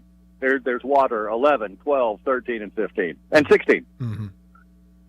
Somebody hits the water on Sunday afternoon every year at Augusta when they don't do it on Thursday, Friday, or Saturday. And that's what happened to each of them, you know. We had the second shot go into the water on 15, which I didn't see anybody else do that all week. That was a rocket shot into that back pond. And then nobody hits the ball in the water left of 16, except for Greg Norman on Sunday about 25 years ago. So it just, you know, those things happen on the back nine on Sunday at Augusta. Mm-hmm. It just does. Don Williams on your radio right now. Looking back at the entire weekend, you know, going into it, there were these big question marks, Don, about, you know, weather, especially what's that weather going to do Saturday, Sunday. Looking back on it now, what role did it play, you think? It played a big role. I think that it was huge in allowing the 5-stroke lead, or 4-stroke as it turned out, to develop on Saturday, because that's when he put the pedal to the metal and made all the birdies after he said he hit the worst shot of his tournament, the tee ball on 11, right before the rain delay. And so I think that was a big factor in how it turned out, because that 45 minutes to an hour when, the birdies began to rain down, eventually was the difference in the tournament. And that's my only regret of the tournament, is we have not had rain in the Southeast for 2.5 weeks until it rained on Saturday afternoon. And it was only an hour and a half, but it completely changed the golf tournament to some degree. And, it was such a hard and fast week. There was breeze you don't get those conditions every year. We got them for 95% of the golf tournament, but the 5% that we didn't did have an impact on things. And now it's not supposed to rain again for 2 more weeks. So that was a little bit of bad luck that we just happened to have there on Saturday afternoon. The other thing, and I didn't really know this when we talked on Thursday and Friday, I suspected it, but I don't like to say things that I don't know. They did slow down the fairways to keep the golf course playing long. Usually when it's hard and fast, that shortens the golf course because your ball runs out 50 yards after it hits the fairway. And usually that brings some shorter hitters more into the mix.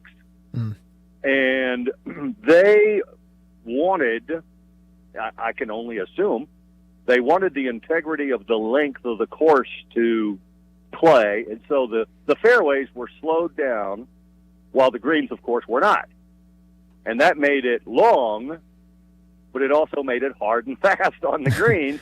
And that's one of the reasons why the scores were, with the exception of Justin Rose on Thursday, the scores were pretty high on Thursday and Friday, and it was very, very challenging. So the rain didn't really change the fairways. They were slow all week, but it certainly made the greens more receptive after the rain, and you were able to see players take a little bit more of a chance.